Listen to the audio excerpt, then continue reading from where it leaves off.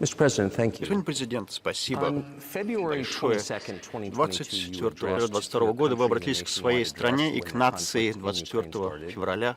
Когда начался конфликт на Украине в 2022 году, вы сказали, что вы действуете потому, что пришли к выводу, что с помощью НАТО США могут начать внезапную атаку, нападение на вашу страну. Для американцев это подобно паранойи. Почему вы считаете, что Америка могла нанести неожиданный удар по России? Как вы пришли к такому выводу?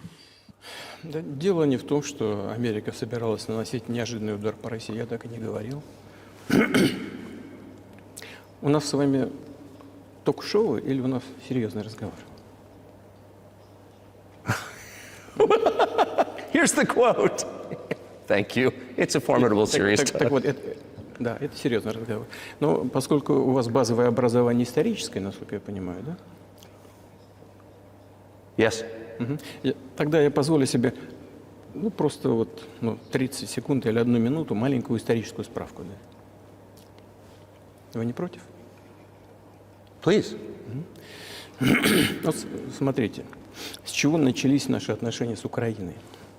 Откуда она взялась, Украина? Российское государство стало собираться как централизованное.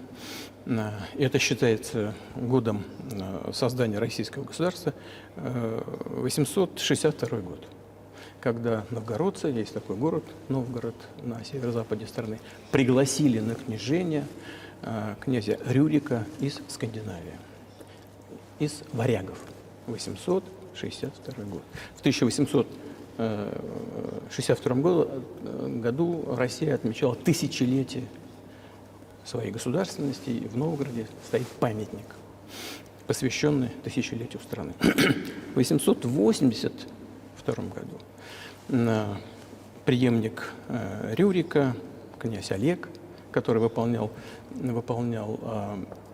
по сути функции регента при малолетнем сыне Рюрика, а Рюрик умер в это время, к этому времени, пришел в Киев, отстранил от власти 2 братьев, которые, судя по всему, были когда-то членами дружины Рюрика. И таким образом Россия начала развиваться, имея 2 центра – в Киеве и в Новгороде.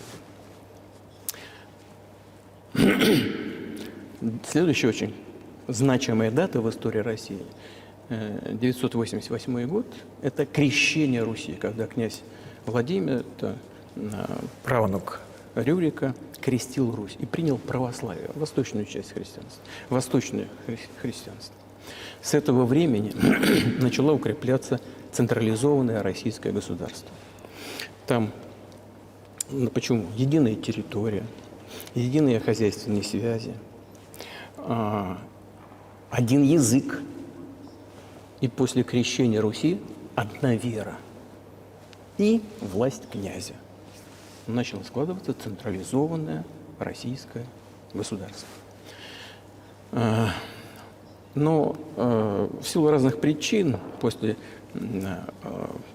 введения престола наследия, древние тоже времена, средние века, Ярослава Мудрым, чуть-чуть попозже, после того, как он ушел из жизни, престолонаследие было сложным, передавалось не напрямую от отца к старшему сыну, а от ушедшего из жизни князя, его брату, потом сыновьям по разным линиям.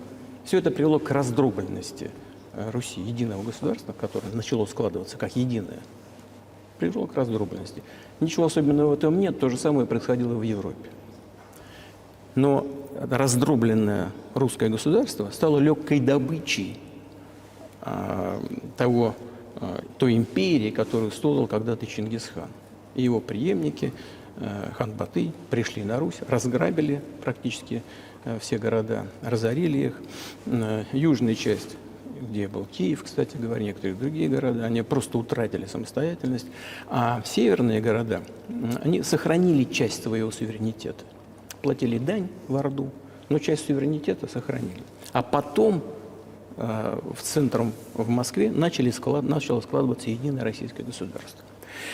Южная часть русских земель, включая Киев, оно начало постепенно тянуться к другому магниту, к тому центру, который складывался в Европе. Это было Великое Литовское княжество. Его даже называли литовско-русское, потому что русские составляли значительную часть этого государства.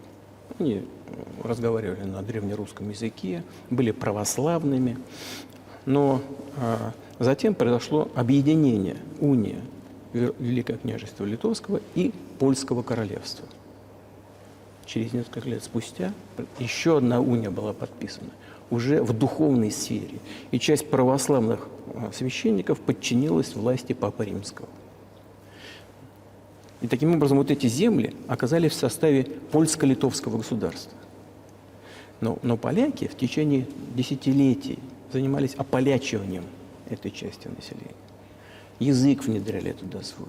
Стали внедрять идею о том, что это не совсем русские, что поскольку они живут у края, они украинцы, а первоначально слово «украинец» означало, что человек живет на окраине государства, у края. Или занимается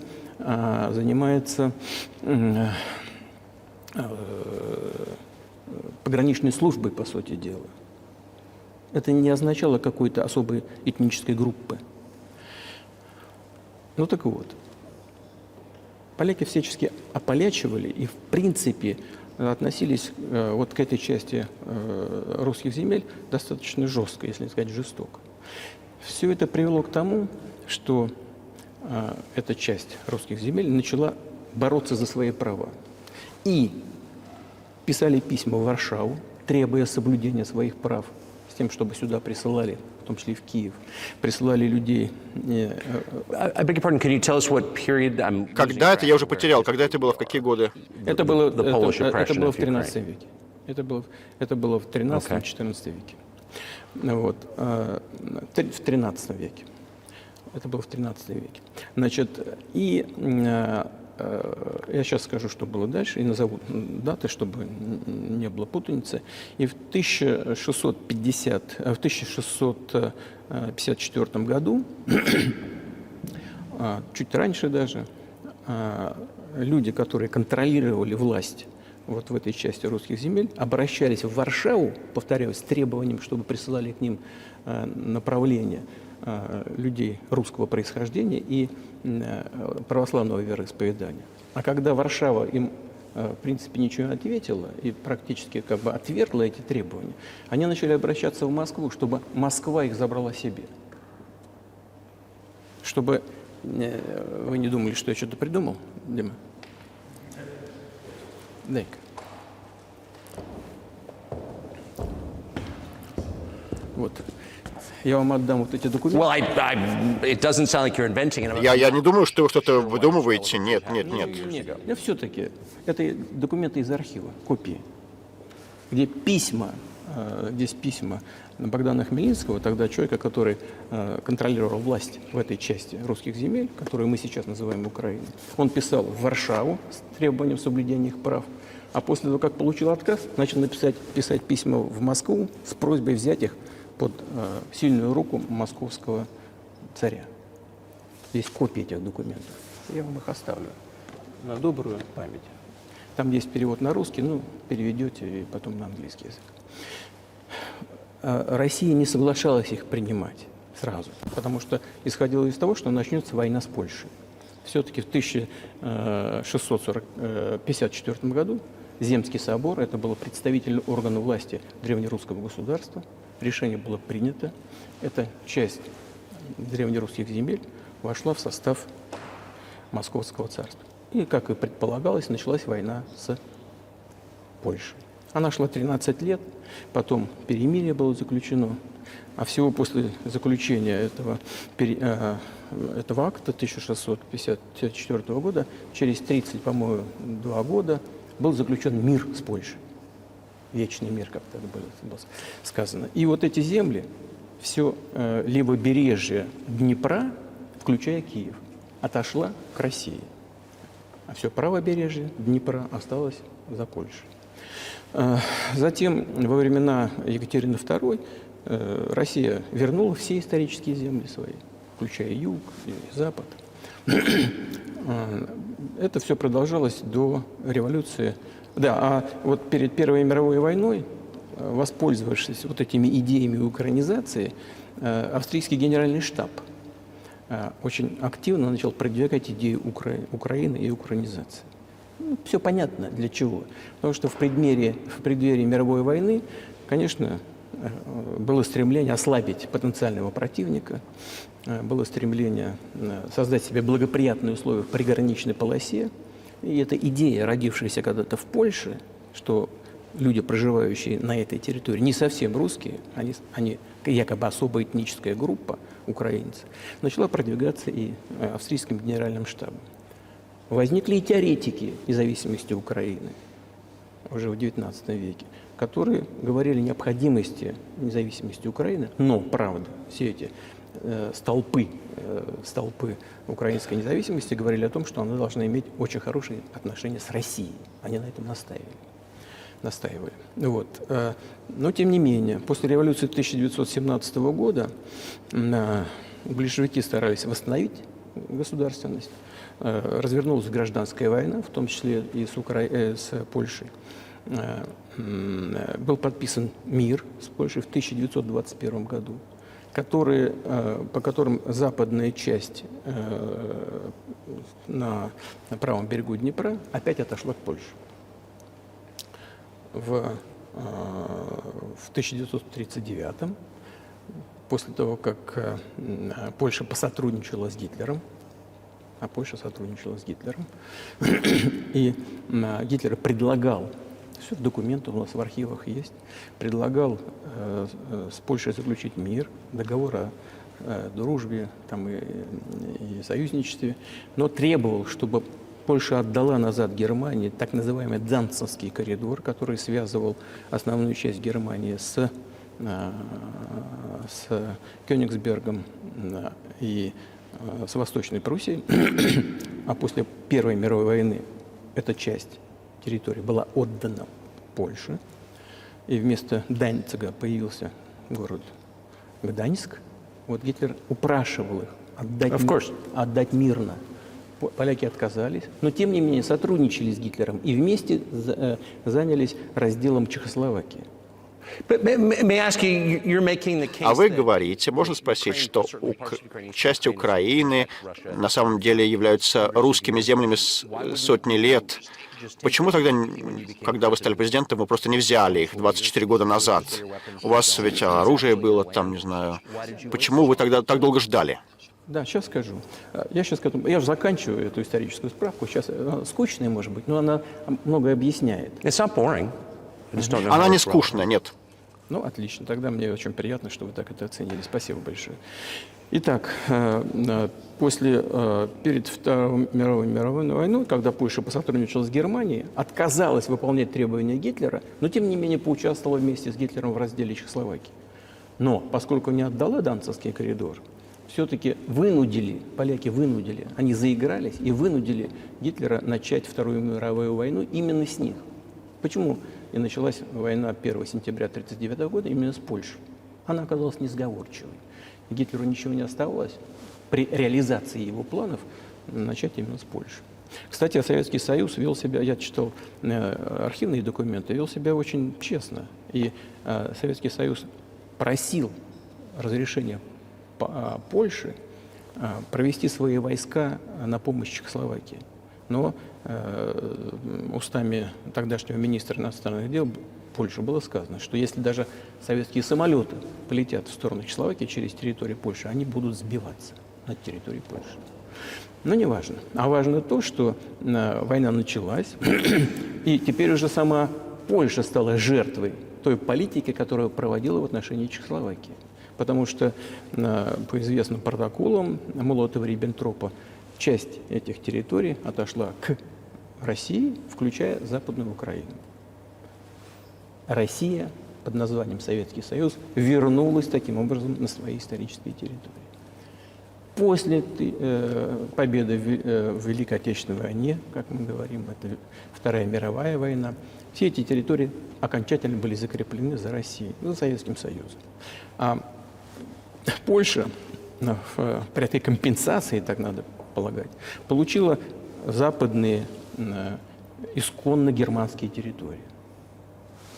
Это вот западная, восточную часть Германии, часть земель. Это западные районы Польши сегодня. Ну и, естественно, и опять вернули и выход к Балтийскому морю, опять вернули Данциг, который опять стал называться по-польски, да? Вот таким образом сложилась вот эта ситуация. И при формировании Советского Союза, это уже 1922 год, большевики начали формировать СССР и создали Советскую Украину, которая до сих пор вообще не существовала. При этом Сталин настаивал на том, чтобы эти республики, которые образовывались, входили в качестве автономных образований, но почему-то основатель советского государства Ленин настоял на том, чтобы они имели право выхода из состава Советского Союза. И тоже по непонятным причинам наделил образующуюся Советскую Украину землями, которым люди, проживавшие на этих территориях, даже если они раньше никогда не назывались Украиной, почему-то при формировании все это было влито в состав Украинской ССР. В том числе все Причерноморье, которое было получено во времена Екатерины II, и, собственно, к Украине никогда никакого исторического отношения не имели. Даже если мы вспомним назад, вернемся в 1654 год, когда эти территории вернулись в состав Российской империи, там было 3-4 современных области Украины. Никакого Причерноморья там и близко не было. Просто не о чем было In говорить. 1654. В 1654 году. Да, именно. You obviously have encyclopedic knowledge of this. У вас энциклопедические знания, но почему первые 22 года вы об этом не говорили, свое президентство? Итак, значит, Советская Украина получила огромное количество территорий, которые вообще никогда к ней никакого отношения не имели. Прежде всего, Причерноморье. Они когда-то, когда Россия их получила в результате русско-турецких войн, назывались Новороссией. Вот. Но это не важно. Важно то, что вот, Ленин, основатель советского государства, создал Украину именно такой. Значит, и вот это все в течение многих десятилетий в составе СССР, Украинская ССР развивалась, и большевики тоже по непонятным причинам занимались украинизацией. Ну, не только потому, что там выходцы были с Украины в руководстве Советского Союза, но в целом была такая политика, коренизация она называлась.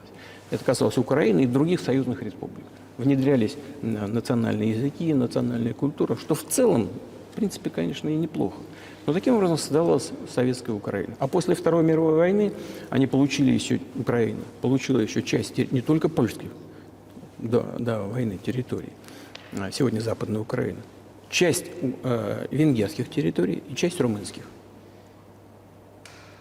У Румынии и у Венгрии тоже часть территории забрали. И они, эти территории, вошли в состав Советской Украины и до сих пор там находятся. Поэтому у нас есть все основания говорить, что в этом смысле, конечно, Украина в известном смысле искусственное государство, созданное по воле Сталина. А как вы думаете, что есть ли у Венгрии право забрать свои земли, и другие нации могут ли забрать свои земли, может быть, вернуть Украину границам 1654 года? Ну, я не знаю, как границам 1654 года, но если все считают, что время правления Сталина называют сталинским режимом, все говорят о том, что там много было нарушений прав человека, нарушений прав других государств, то в этом смысле, конечно, вполне можно, ну, если не говорить о том, что они имеют на это право, вернуть эти земли свои, то, во всяком случае, понятно. Орбану говорили об этом, что он может вернуть себе часть земель Украины? Никогда не говорил. Никогда. Ни разу. У нас с ним даже на этот счет не было никаких разговоров. Но мне достоверно известно, что, конечно, венгры, которые там проживают, они, конечно, хотят вернуться на свою историческую родину. Больше того, я сейчас вам расскажу вам очень интересную историю, отвлекусь. Это личная история. Я, значит, где-то в начале 80-х годов на машине из тогдашнего Ленинграда, из Петербурга, поехал просто в путешествие по Советскому Союзу. Через Киев. В Киев заехал, а потом поехал на Западную Украину. Въехал в город Береговой, он называется. А там все названия городов, поселков на русском и на непонятном для меня языке на венгерском. На русском и на венгерском. Не на украинском. На русском и на венгерском. Приезжаю в какой-то деревне. Возле домов сидят мужчины в тройках, в черных костюмах тройках и в цилиндрах в черных. Я говорю, это что, артисты какие-то? Мне говорят, нет, это не артисты никакие, это венгры. Я говорю, а что они здесь делают? Как чего? Это их земля, они здесь живут. Все названия. В советское время, 80-е годы. У них сохранился, они сохраняют венгерский язык, названия, все костюмы национальные. Они венгры и чувствуют себя венграми. И, конечно, когда сейчас происходит ущемление...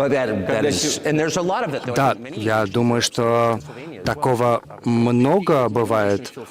И скорее всего, многие страны недовольны переменой границ во время изменений в 20 веке и до того. Но дело в том, что вы ничего подобного не заявляли ранее, чем за последние 2 года. И вы говорили о том, что вы чувствовали физическую угрозу со стороны НАТО, в частности, ядерную угрозу, и это побудило вас действовать. Правильно ли я вас понимаю? Я понимаю, что поскольку мои длинные диалоги, они, наверное, не входят в такой вот жанр интервью, поэтому я вначале вас спросил, у нас будет серьезный разговор или шоу? Вы сказали, что серьезный разговор. Так что не обижайтесь на меня, пожалуйста. Ну так вот, мы подошли к тому моменту, когда была создана Советская Украина. Потом 1991 год, развал Советского Союза. И все, что Украина получила в подарок от России, с барского плеча, она утащила с собой. И в целом, вот я подхожу сейчас к очень важному моменту сегодняшнего дня. Ведь этот развал Советского Союза был инициирован, по сути, руководством России. Я не знаю, чем тогда руководствовалось руководство России, но подозреваю, что из нескольких составляющих несколько там было причин думать, что все будет хорошо. Первое. Во-первых, я думаю, что руководство России исходило из того, что фундаментальные основы отношений между Россией и Украиной, фактически общий язык, там 90% с лишним говорили на русском языке. Значит, родственные связи, там у каждого третьего какие-то родственные связи, так или иначе, дружеские связи. Общая культура, общая история, наконец, общая религия. Все это настолько фундаментальные вещи, общее нахождение в рамках единого государства на протяжении столетий. Все это такие фундаментальные вещи. Вот экономика очень сильно взаимосвязана. Значит, все это лежит в основе неизбежности наших добрых отношений. Первое. И второе, очень важное. Я хочу, чтобы вы, как американские гражданины, и чтобы ваши слушатели, зрители об этом тоже услышали. Прежнее российское руководство исходило из того, что Советский Союз прекратил свое существование. Больше никаких разделительных линий идеологического характера не существует. Россия добровольно и инициативно пошла даже на развал Советского Союза. И исходит из того, что это будет понято так называемым, уже в кавычках, цивилизованным Западом, как предложение к сотрудничеству и союзничеству. Вот чего ожидала Россия и от Соединенных Штатов, и от так называемого коллективного Запада в целом.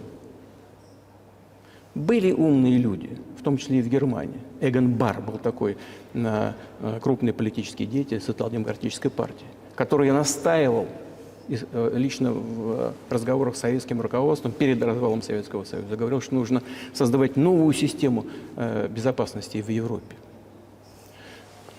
Нужно помочь объединиться Германии, но создать новую систему, куда будут входить Соединенные Штаты, Канада, Россия, другие центральноевропейские страны. Но не нужно, чтобы НАТО распространялось. Он так и говорил, если НАТО будет распространяться, все будет то же самое, как в условиях холодной войны, только ближе к границам России. Вот и все. Умный был дед. Его никто не послушал. Никто не послушал. Больше того, он рассердился как-то. Ну, тоже в архивах у нас разговоры лежат. Если, говорит, вы меня не будете слушать, я больше в Москву никогда не приеду. Рассердился на советское руководство. Ну, он был прав. Все так и произошло, как он сказал. Но, тем не менее, Да, конечно, его слова реализовались. Вы многократно об этом говорили. Мне кажется, это абсолютно справедливо. И многие в Штатах также думали, что отношения между Россией и США будут нормальные после развала Советского Союза. Однако произошло обратное. Однако вы никогда не объясняли, почему, как вам кажется, это происходило. Ну, почему это произошло? Ну, да, может быть, Запад боится сильной России, однако Запад не боится сильного Китая.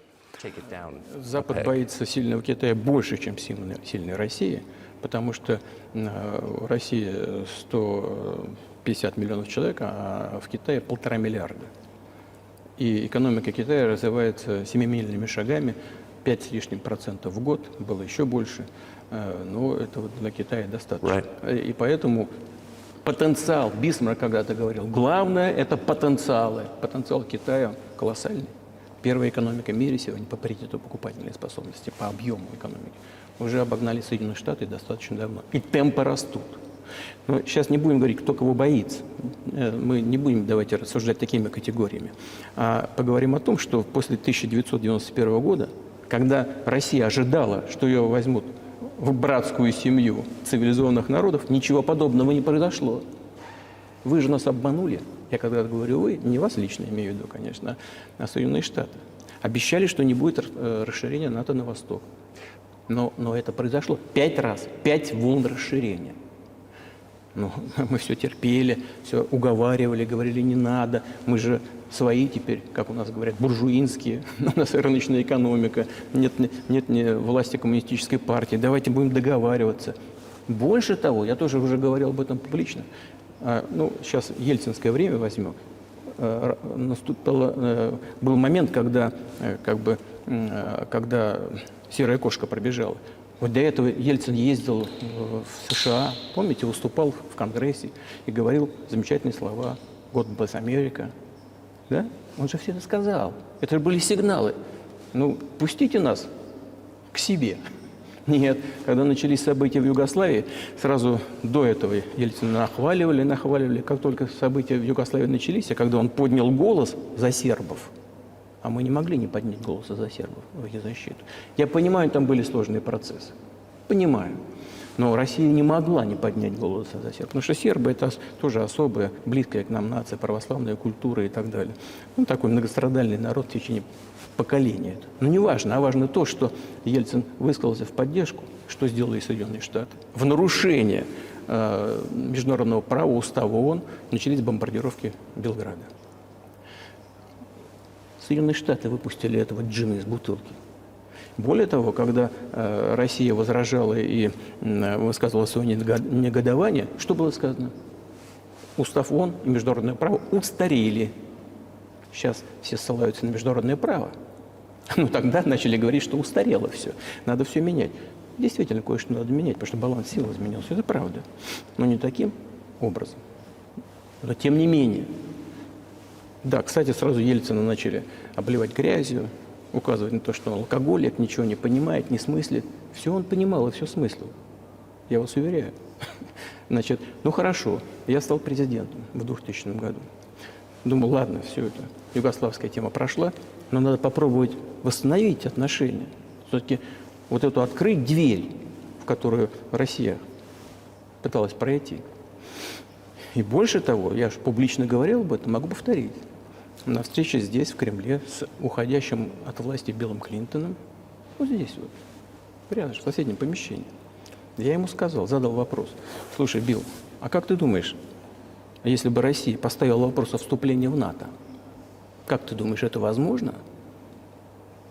Вдруг он сказал: ты знаешь, это интересно. Я думаю, что да. А вечером, когда мы с ним встретились, уже на ужин, он говорит: ты знаешь, я разговаривал со своей командой. Не-не, это сейчас это невозможно. Можете спросить у него. Да, я думаю, наше интервью услышит, подтвердит. Я бы никогда не стал чего подобного говорить, если бы этого не было. Ну ладно, сейчас невозможно. Were you sincere? Вы были искренни тогда? Would you have joined Вы бы NATO? присоединились к НАТО? Послушайте, я задал вопрос. Возможно это или нет? Yes. И получил ответ «нет». Если я был неискренним в своем желании выяснить позицию But руководства, if he had said yes, would you have? А если бы он сказал «да», вы бы присоединились к НАТО? если бы он сказал «да», начался бы процесс сближения. И в конечном итоге это могло бы состояться, если бы мы увидели искреннее желание партнеров сделать это. Но этим не закончилось. Ну нет так нет, ладно, хорошо. Давайте будем... Why do you think that is? Just to Как вы get your думаете, motive. I почему? know you're clearly bitter Каковы about мотивы it. этого? Я чувствую, что вы испытываете горечь по этому поводу, я понимаю. Но почему, как вы думаете, Запад тогда так вас оттолкнул? Откуда эта враждебность? Почему не удалось улучшить отношения? Каковы были мотивы этого, с вашей точки зрения? Вы сказали, что я испытываю горечь от ответа. Нет, это не горечь, это просто констатация факта. Мы же не жених и невеста. Горечь, обида – это не те субстанции, которые в таких случаях имеют место быть. Просто мы поняли, что нас там не ждут. Вот и все. Хорошо, ладно. Но давайте будем выстраивать отношения по-другому. Будем искать точки соприкосновения. Почему мы получили такой негативный ответ? Это вы спросите у своих руководителей. Я же не могу за них. Я могу только догадываться, почему.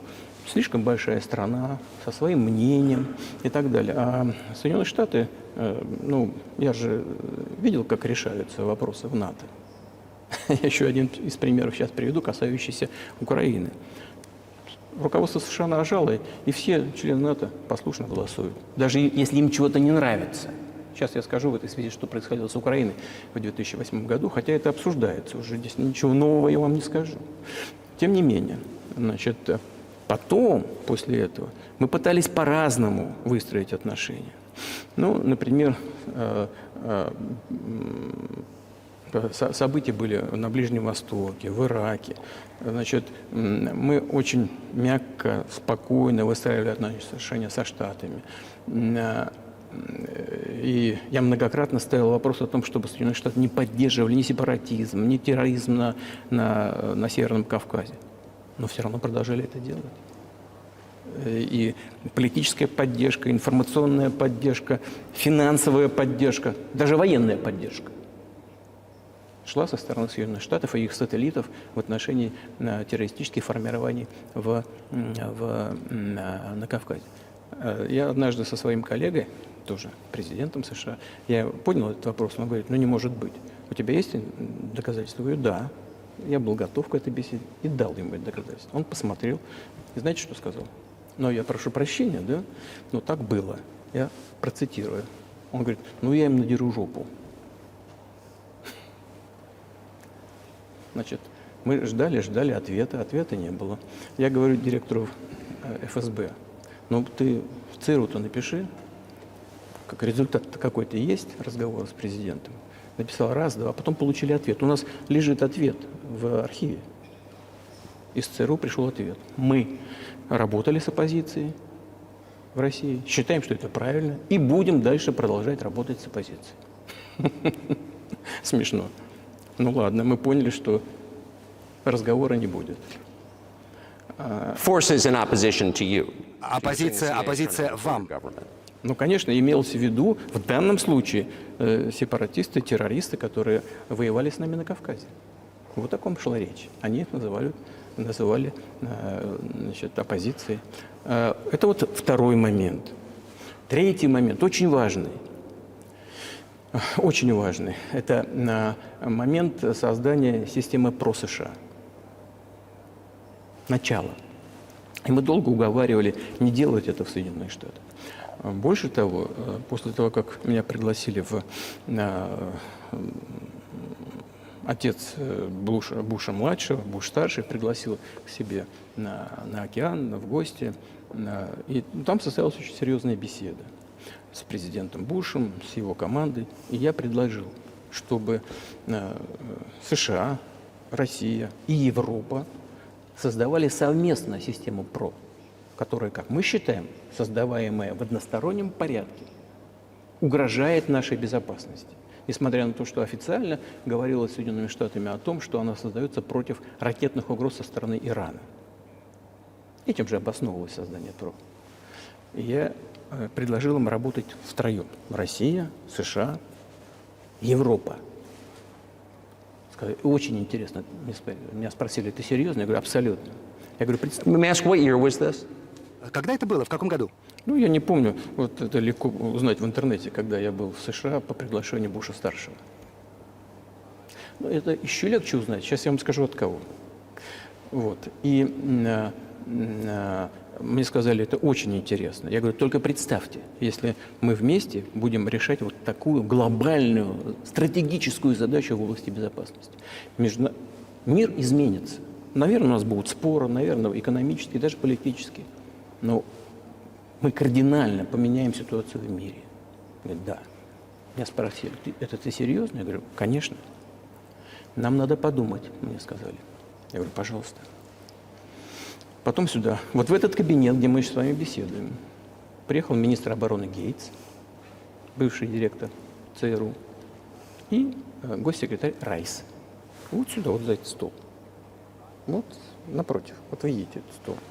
Они сели с этой стороны, я и министр иностранных дел, и министр обороны России с той стороны.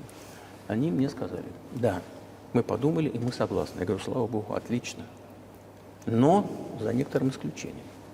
So twice you've described U.S. presidents То есть making вы decisions. дважды описывали, как американские президенты принимали какие-то решения, а потом их команды эти решения пускали под откос. Именно так.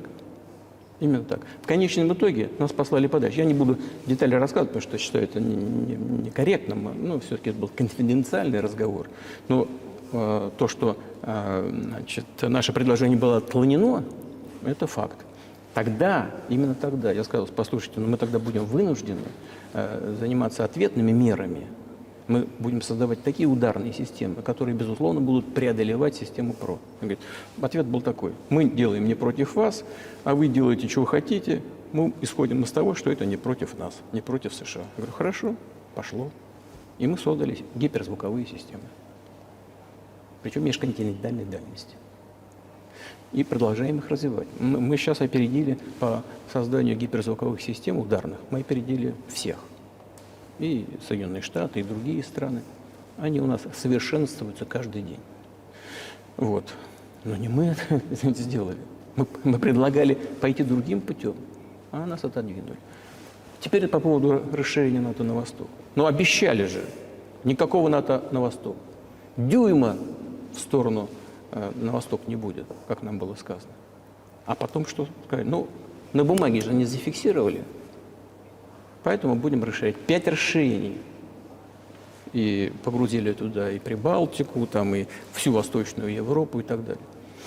И вот теперь к главному. Добрались до Украины.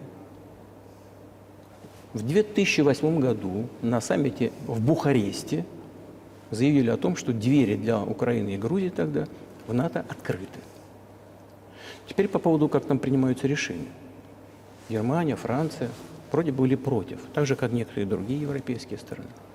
Но тогда, как выяснилось позже, президент Буш, а он такой крепкий парень, крепкий политик, вот, как мне сказали потом, он на нас нажал, и мы вынуждены были согласиться. Вот смешно, как в детском саду просто.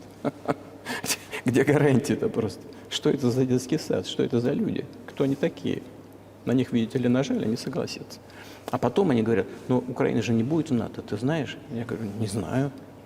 Я знаю, что вот вы согласились в 2008 году, а почему в будущем не согласитесь?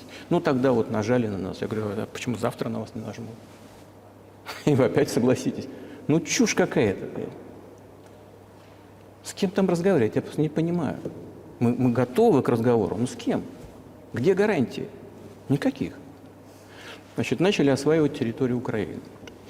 Что бы ни было там, я вам предысторию рассказал, как развивалась эта территория, какие отношения были с Россией.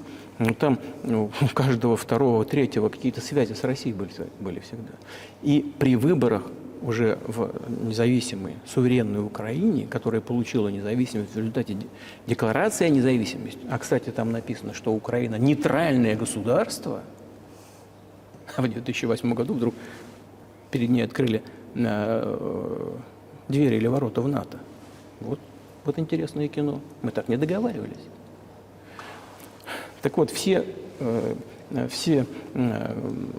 президенты, которые приходили к власти на Украине, они опирались на электорат, так или иначе хорошо относившийся к России. Это юго-восток Украины.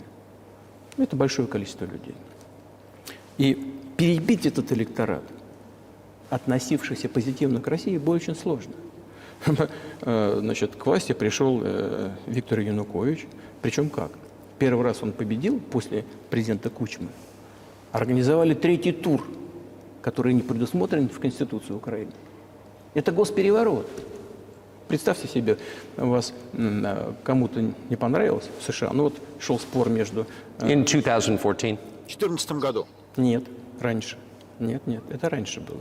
Значит, после президента Кучмы, значит, победил на выборах Янукович, Виктор Янукович. Но его оппоненты не признали этой победы. США поддержали оппозицию и назначили третий тур. Это что такое? Это государственный переворот. США поддержали его. И к власти пришел в результате третьего тура. Представьте, что в США кому-то что-то не понравилось, организовали третий тур, который не предусмотрен в Конституции США. Но, тем не менее, там это сделали. Ладно, пришел к власти Виктор Ющенко, который считался прозападным политиком. Хорошо, но мы и с ним наладили отношения. Он ездил в Москву с визитами, мы ездили в Киев, и я ездил. Встречались в неформальной обстановке. Ну, западный так западный, пускай. Пускай люди работают, считают. Пускай ситуация должна внутри развиваться в самой Украине, независимо. Значит, после того, как он поруководил страной, ситуация ухудшилась, и к власти все-таки пришел Виктор Янукович. Может быть, он был не самым лучшим президентом и политиком, я не знаю, не хочу давать оценок. Но встал вопрос об ассоциации с Евросоюзом. Но мы к этому всегда относились очень лояльно. Ну, пожалуйста. Но когда прочитали этот договор об ассоциации, выяснилось, что для нас это проблема, потому что у нас с Украиной зона свободной торговли, открытые таможенные границы, а Украина должна была по этой ассоциации открыть свои границы перед Европой. И потоком все на наш рынок. Сказали, нет, тогда так не получится, мы закроем тогда свои границы с Украиной, таможенные границы. Янукович начал считать, сколько Украина выиграет, сколько потеряет. И объявил своим контрагентам в Европе: я должен еще подумать перед тем, как подписать. Как только он сказал, начались деструктивные действия оппозиции, поддержанные Западом, и все дошло до Майдана и до госпереворота на Украине. So he did more trade with Russia than with the EU. Ukraine did. Ну, конечно. Конечно. Yeah. Но даже дело не в объемах торговли, хотя больше. Дело в кооперационных связях, на которых стояла вся украинская экономика. Кооперационные связи между предприятиями были очень плотными со времен Советского Союза. Там одно предприятие производило компоненты для конечной сборки и в России, и в Украине, и наоборот. Очень тесные связи были. Вот. Совершили госпереворот. Хотя нам из Соединенных Штатов, не буду сейчас говорить в деталях, которые считают некорректным, но все-таки было сказано: вы там Януковича успокоите, а мы успокоим оппозицию.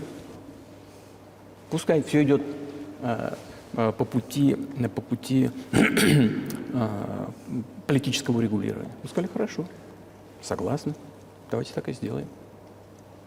Янукович не применил, как просили нас американцы, ни вооруженных сил, ни полиции, а вооруженная оппозиция в Киеве провела госпереворот. Как это понимать? Вы кто такие вообще? Хотелось мне спросить тогдашнее руководство Соединенных Штатов. With the backing of whom? При поддержке ЦРУ, конечно. Организации, в которой, как я понимаю, вы когда-то хотели работать. Может быть, слава богу, что вас не взяли. Хотя это серьезная организация. Я понимаю. Мои бывшие коллеги. В том смысле, что я работал в первом главном управлении, это разведка Советского Союза. Они были нашими оппонентами всегда. Ну, работа есть работа. Но технически они все сделали правильно. Добились того, чего хотели. Сменили власть. Но с политической точки зрения это колоссальная ошибка. И здесь, конечно, политическое руководство не доработало. Политическое руководство должно было видеть, к чему это приведет. Итак, в 2008 году открыли двери Украине в НАТО. В 2014 году провели госпереворот. При этом тех, кто не признал госпереворот, а это госпереворот, начали преследовать. Создали угрозу для Крыма, который мы были вынуждены взять под свою защиту. Начали войну в Донбассе с 2014 года, применяя авиацию и артиллерию против мирных граждан. Ведь с этого все началось. Ведь же видеозапись, когда самолет наносит удар по Донецку сверху. Предприняли одну крупномасштабную войсковую операцию, еще одну, потерпели неудачу, еще готовились. И все еще на фоне освоения, военного освоения этой территории. И открытие дверей в НАТО. Ну как же нам не проявлять обеспокоенность тем, что происходит? С нашей стороны это была бы преступная беспечность. Вот что это было бы такое. Просто политическое руководство Штатов подогналось к черте, за которую мы уже не могли переступить. Потому что это разрушало саму Россию. И потом мы не могли бросить наших единоверцев и по сути, часть русского народа под эту военную машину. То есть это было за 8 лет до начала конфликта. А что спровоцировало конфликт этот? Когда вы решили, что вам нужно все-таки сделать этот шаг? Ну, спровоцировал конфликт изначально. Спровоцировал конфликт госпереворот на Украине. Кстати говоря, приехали представители 3 европейских стран, Германии, Польши и Франции, и были гарантами подписанного договора между правительством Януковича, и оппозицией. Подписи свои поставили как гаранты. Несмотря на это, оппозиция совершила госпереворот, и все эти страны сделали вид, что они ничего не помнят о том, что они гаранты мирного урегулирования. В печку сразу бросили этот договор. Никто не вспоминает. Я не знаю, знают ли что-то в США про этот договор между оппозицией и властью. И про гарантов, 3 гарантов, которые вместо того, чтобы вернуть весь этот процесс на политическое поле, нет, поддержали госпереворот. Хотя смысла в этом не было. Никакого, поверьте мне. Потому что президент Янукович совсем согласился. Был готов на досрочные выборы, на которых у него не было шансов победить, если сказать по-честному. Не было шансов. Все это знали. Зачем госпереворот? Зачем жертва? Зачем угрозы для Крыма? Зачем начало потом операции на Донбассе? Вообще, вот этого я не понимаю. Вот в этом и просчет. ЦРУ довело свое дело при реализации госпереворота. А, по-моему, один из замов госсекретаря сказал, что даже истратили на эту большую сумму, чуть ли не 5 миллиардов. Но политическая ошибка колоссальная. Зачем это надо было делать? Все можно было сделать, на самом деле, то же самое, только легальным путем. Без всяких жертв, без начала военных операций и без утраты Крыма. И мы бы пальцем не пошевелили, если бы не было вот этих кровавых событий на Майдане. В голову бы не приходило. Потому что мы согласились с тем, что после развала Советского Союза все должно было так по границам союзных республик. Мы же согласились с этим. Но мы никогда не соглашались с расширением НАТО, тем более не соглашались никогда с тем, что Украина будет в НАТО. Мы не соглашались с тем, что там будут базы НАТО, без всяких разговоров с нами. Мы только упрашивали в течение десятилетий: не делайте этого, не делайте того. А что послужило триггером в последних событиях? Ну, во-первых, сегодняшнее руководство Украины заявило, что они не будут исполнять Минских соглашений, которые были подписаны, как вы знаете, после событий 2014 года в Минске, где был изложен план мирного урегулирования на Донбассе. Нет, руководство сегодняшней Украины, министр иностранных дел, там все остальные официальные лица, а потом сам президент заявили о том, что им ничего не нравится в этих Минских соглашениях. Иными словами, исполнять не собираются. А бывшие руководители Германии, Франции прямо сказали, что подписывали, уже в наши дни, там, год-полтора назад, прямо сказали, честно, на весь мир, что да, они подписывали это соглашение Минское, но выполнять никогда не собирались. Нас просто водили за нос.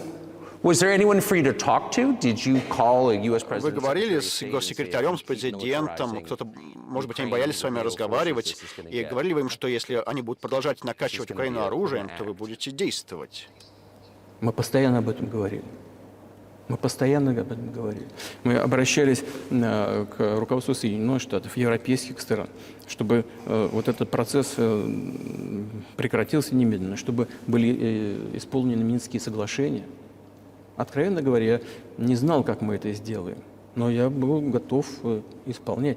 Они сложные для Украины.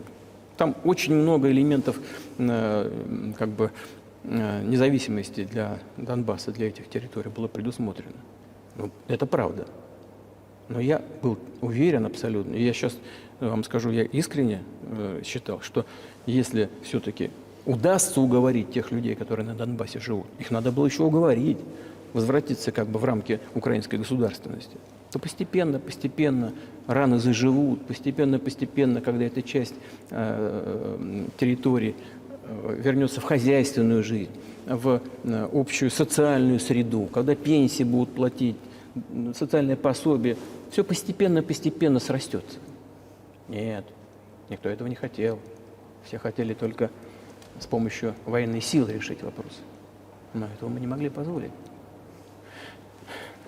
И все дошло вот до этой ситуации, когда на Украине объявили, нет, мы не будем ничего. Начали еще подготовку к военным действиям. Войну начали они в 2014 году. Наша цель – прекратить эту войну. И мы не начинали ее в 2022. Это попытка ее прекратить. Do you think you've stopped it now? Как вы думаете, удалось вам сейчас ее прекратить? I mean, have you achieved your aims? Достигли ли вы своих целей? Нет, мы пока не достигли своих целей, потому что одна из целей – это денацификация. Имеется в виду запрещение всяческих неонацистских движений. Это одна из проблем, которую мы обсуждали. И в ходе переговорного процесса, который завершился в Стамбуле в прошлом году в начале, но не по нашей инициативе завершился, потому что нам, европейцы, в частности, говорили, нужно обязательно создать условия для окончательного подписания документов. Мои коллеги во Франции и в Германии говорили, ну как ты себе представляешь, как они будут подписывать договор с пистолетом, приставленным к голове, к виску. Надо отвести войска от Минска. Ну, хорошо, мы отвели войска от Минска. Как только мы от Киева. Как только мы отвели войска от Киева, сразу же наши украинские переговорщики выбросили в помойку все наши договоренности, достигнутые в Стамбуле, и приготовились к длительному вооруженному противостоянию при помощи Соединенных Штатов и их сателлитов в Европе. Вот как ситуация развивалась. И так, как она выглядит сейчас. Да. But what is denazification? Денацификация, что это означает? Да, вот я как раз хочу сейчас об этом сказать. Это очень важный вопрос. Денацификация. После обретения независимости Украина начала искать, как говорят некоторые аналитики на Западе, свою идентичность. И ничего лучше не придумала, как поставить во главу угла этой идентичности таких ложных героев, которые сотрудничали с Гитлером. Я уже говорил, что в начале XIX века, когда появились теоретики независимости и суверенитета Украины, они исходили из того, что Украина независимая должна иметь очень добрые и хорошие отношения с Россией. Но в силу исторического развития, в силу того, что когда эти территории находились в составе Речи Посполитой, Польши, украинцев достаточно жестоко преследовали, изымали, пытались уничтожить эту идентичность, и вели себя очень жестоко. Это все осталось в памяти народа. И когда началась Вторая мировая война, часть этой крайне националистической, ну так скажем, националистически настроенной элиты, она начала сотрудничать с Гитлером, полагая, что Гитлер принесет им свободу. И немецкие войска, даже войска СС, они самую грязную работу по уничтожению польского населения, еврейского населения отдавали как раз вот коллаборационистам, которые с Гитлером сотрудничали. Вот отсюда вот эта жестокая резня польского, еврейского населения, ну и русского тоже. Во главе стояли лица, которые хорошо известны: Бандера, Шушкевич. Вот именно этих людей сделали национальными героями. Вот в чем проблема. И нам все время говорят, ну, национализм и неонацизм есть и в других странах. Да, ростки есть, но мы же их давим. И в других странах их давят. А на Украине нет. На Украине из них сделали национальных героев. Им памятники возводят. Они на флагах, их имена кричат толпы, которые ходят с факелами, как в нацистской Германии. Это люди, которые уничтожали поляков, евреев и русских. Надо эту практику и теорию прекратить. Значит, конечно, любая нация, она выросла, считает там часть людей. Вот я говорю, что это часть общего русского народа. Они говорят, нет, мы отдельный народ. Ладно, хорошо, если кто-то считает себя отдельным народом, имеет на это право, но не на основе нацизма. Правильно? Нацистской идеологии. Вот смотрите, президент Франции, президент... Would you be satisfied with the Вы territory? будете удовлетворены той территорией, которая у вас есть уже сейчас? Нет, сейчас закончим. Вы же задали вопрос по неонацизму и денацификации. Вот приехал президент Украины в Канаду. Это хорошо известно, но замалчивается на Западе. И представили в канадском парламенте человека, который, как сказал спикер парламента, воевал во время Второй мировой войны против русских. Ну кто во время Второй мировой войны воевал против русских? Гитлер и его приспешники. Выяснилось, что этот человек служил в войсках СС. Он лично убивал и русских, и поляков, и евреев. Войска СС, сформированные из националистов украинских, они занимались этой грязной работой. Президент Украины встал вместе со всем парламентом Канады и рукоплескал этому человеку. Как это можно себе представить? Сам, кстати говоря, президент Украины еврей по национальности. Really, my question is, what do you do about А it? что вы будете с этим делать? То есть Гитлера уже 80 лет нет в живых, нацистской Германии больше не существует. По правде. Это правда, да. Я думаю, что вы говорите, что вы хотите потушить этот пожар украинского национализма. Как это сделать? Вот послушайте меня. Ваш вопрос очень тонкий. И можно я скажу, как я думаю? Да? Не будете обижаться? Of course. Он, казалось бы, тонкий, он очень противный, этот вопрос. Вы говорите, Гитлера нет уже столько лет, да, 80 лет. Значит, но дело его живет. Люди, которые уничтожали евреев, русских и поляков, живы. И президент, действующий президент сегодняшняя Украина аплодирует ему в канадском парламенте, аплодирует, стоя. Разве мы можем сказать, что мы целиком выкорчевали эту идеологию, если то, что мы видим, происходит сегодня? Вот что такое денацификация в нашем понимании. Надо избавиться от тех людей, которые эту теорию, практику оставляют в жизни и стараются ее сохранить. Вот что такое денацификация. Вот что мы под этим понимаем. Right. My question is a little more specific. Хорошо. Я, конечно, не защищаю нацизм или неонацизм, но мой вопрос в практическом плане. Вы не контролируете всю страну, и не кажется, будто вы хотите всю ее контролируете. Но каким образом вы сможете тогда выкорчевать идеологию, культуру, какие-то чувства, историю в стране, которые вы не контролируете? Каким образом этого достигнуть? А вы знаете, как вам не покажется странным, в ходе переговоров в Стамбуле мы все-таки договорились о том, что там есть это все в письменном виде, что на Украине не будет культивироваться неонацизм. В том числе и будет запрещено на законодательном уровне. Господин Карсон, мы договорились об этом. Это, оказывается, можно сделать в ходе переговорного процесса. И здесь нет ничего унизительного для Украины, как для современного цивилизованного государства. Разве какому-то государству позволено пропагандировать нацизм? Ведь нет, правда? Вот и все. Will there be talks and Будут ли переговоры? И почему до сих пор таких переговоров относительно урегулирования конфликта на Украине не было? Мирных переговоров.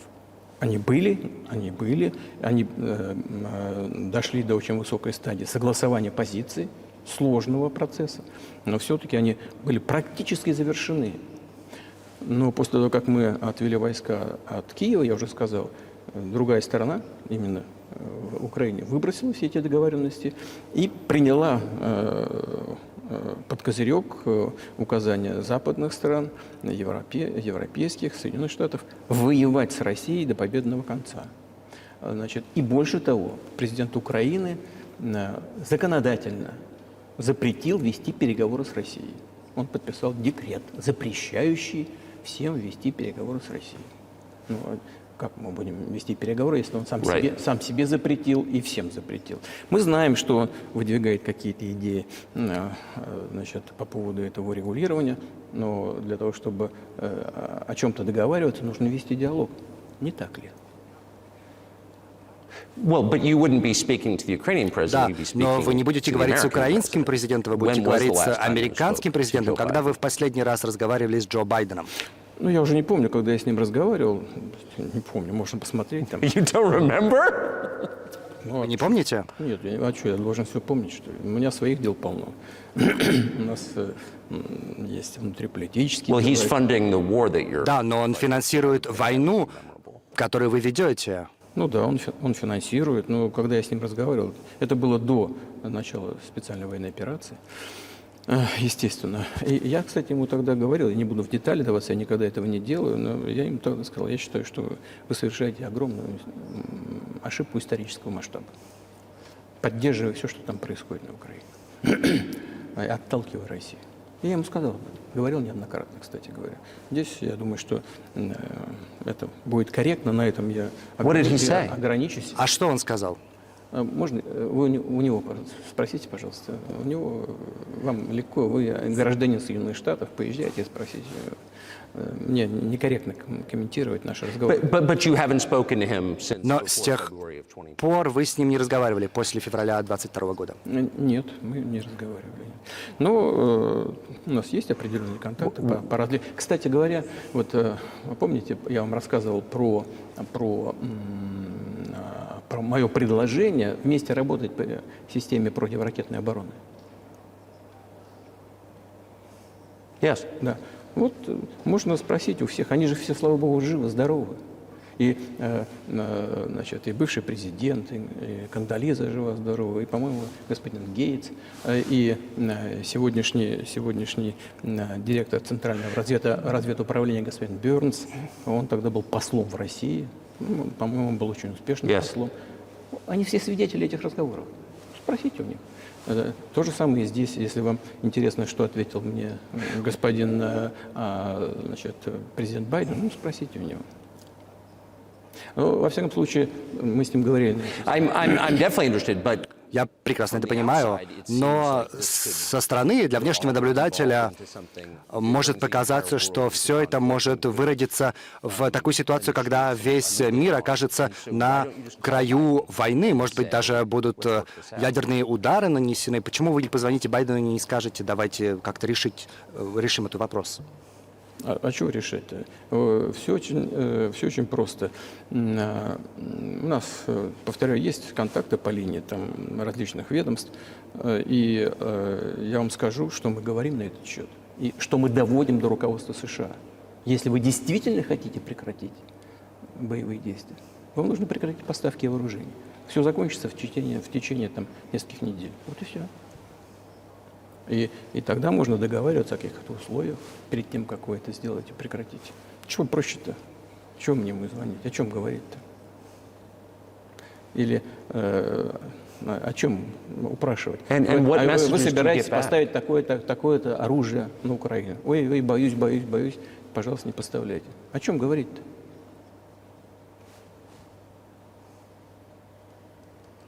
do you think NATO is worried? Как вы считаете, обеспокоена ли НАТО тем, что это может все перерасти в глобальную войну или даже в ядерный конфликт?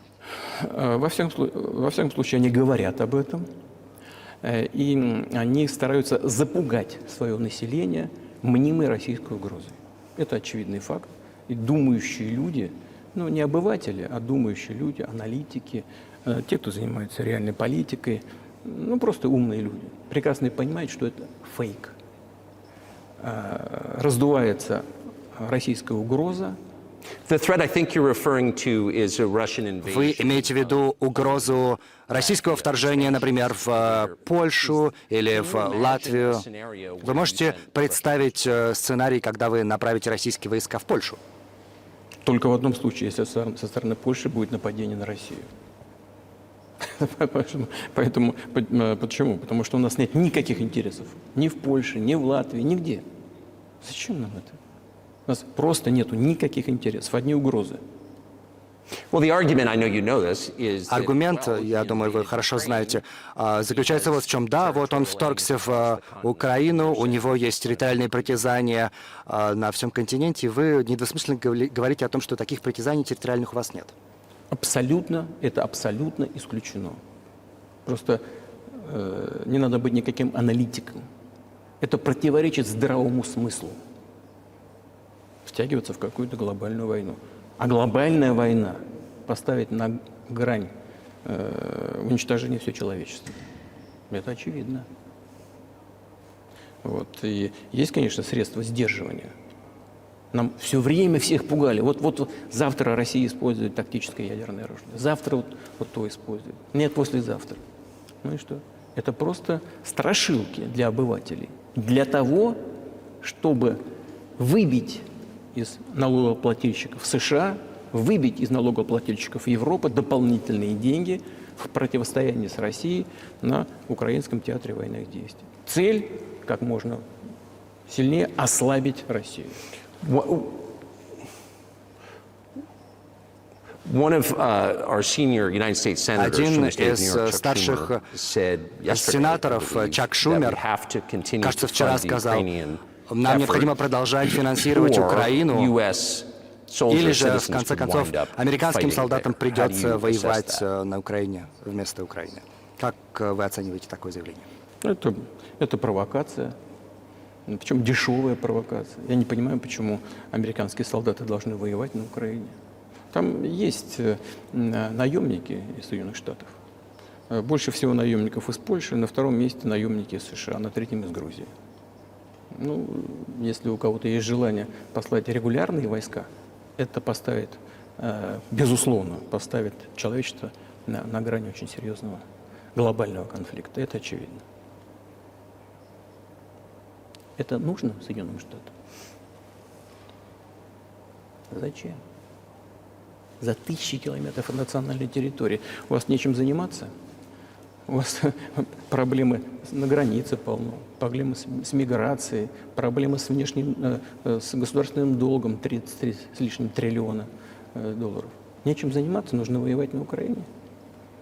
А не лучше ли договориться с Россией?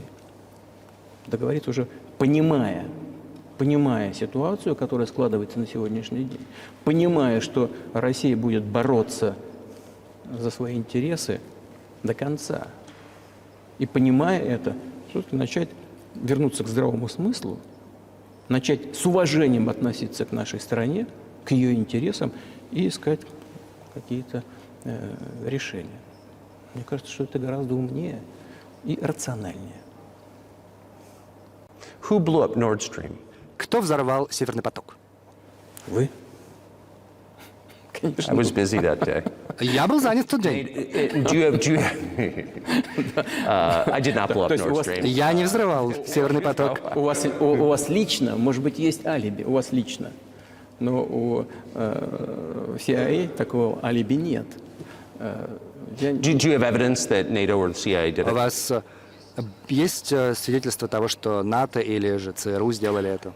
Вы знаете, я не буду вдаваться в детали, но всегда в таких случаях говорят, ищи того, кто заинтересован. Но в данном случае надо искать не только того, кто заинтересован, а еще того, кто может это сделать. Потому что заинтересованных может быть много. Но залезть на дно Балтийского моря и осуществить этот взрыв могут не все. Вот это два компонента должны быть соединены. Кто заинтересован и кто может. But I'm confused. I mean, that's the biggest act of industrial Но terrorism. я не совсем понимаю, это крупнейший акт промышленного терроризма за всю историю. И более того, крупнейший выброс СО2 в атмосферу. Но с учетом того, что у вас есть свидетельства и у ваших спецслужб, почему вы не представите такие свидетельства и не победите в этой войне пропаганды? В войне пропаганды очень сложно победить Соединенные Штаты. Потому что Соединенные Штаты контролируют все мировые СМИ. И очень многие европейские, конечным бенефициаром крупнейших европейских СМИ являются американские фонды. Вам это неизвестно? Поэтому втягиваться в эту работу можно, но это, что называется, себе дороже. Мы можем, мы можем просто засветить свои источники информации, а результата не добьемся. Всему миру и так ясно, что произошло. И даже американские аналитики прямо об этом говорят. Правда?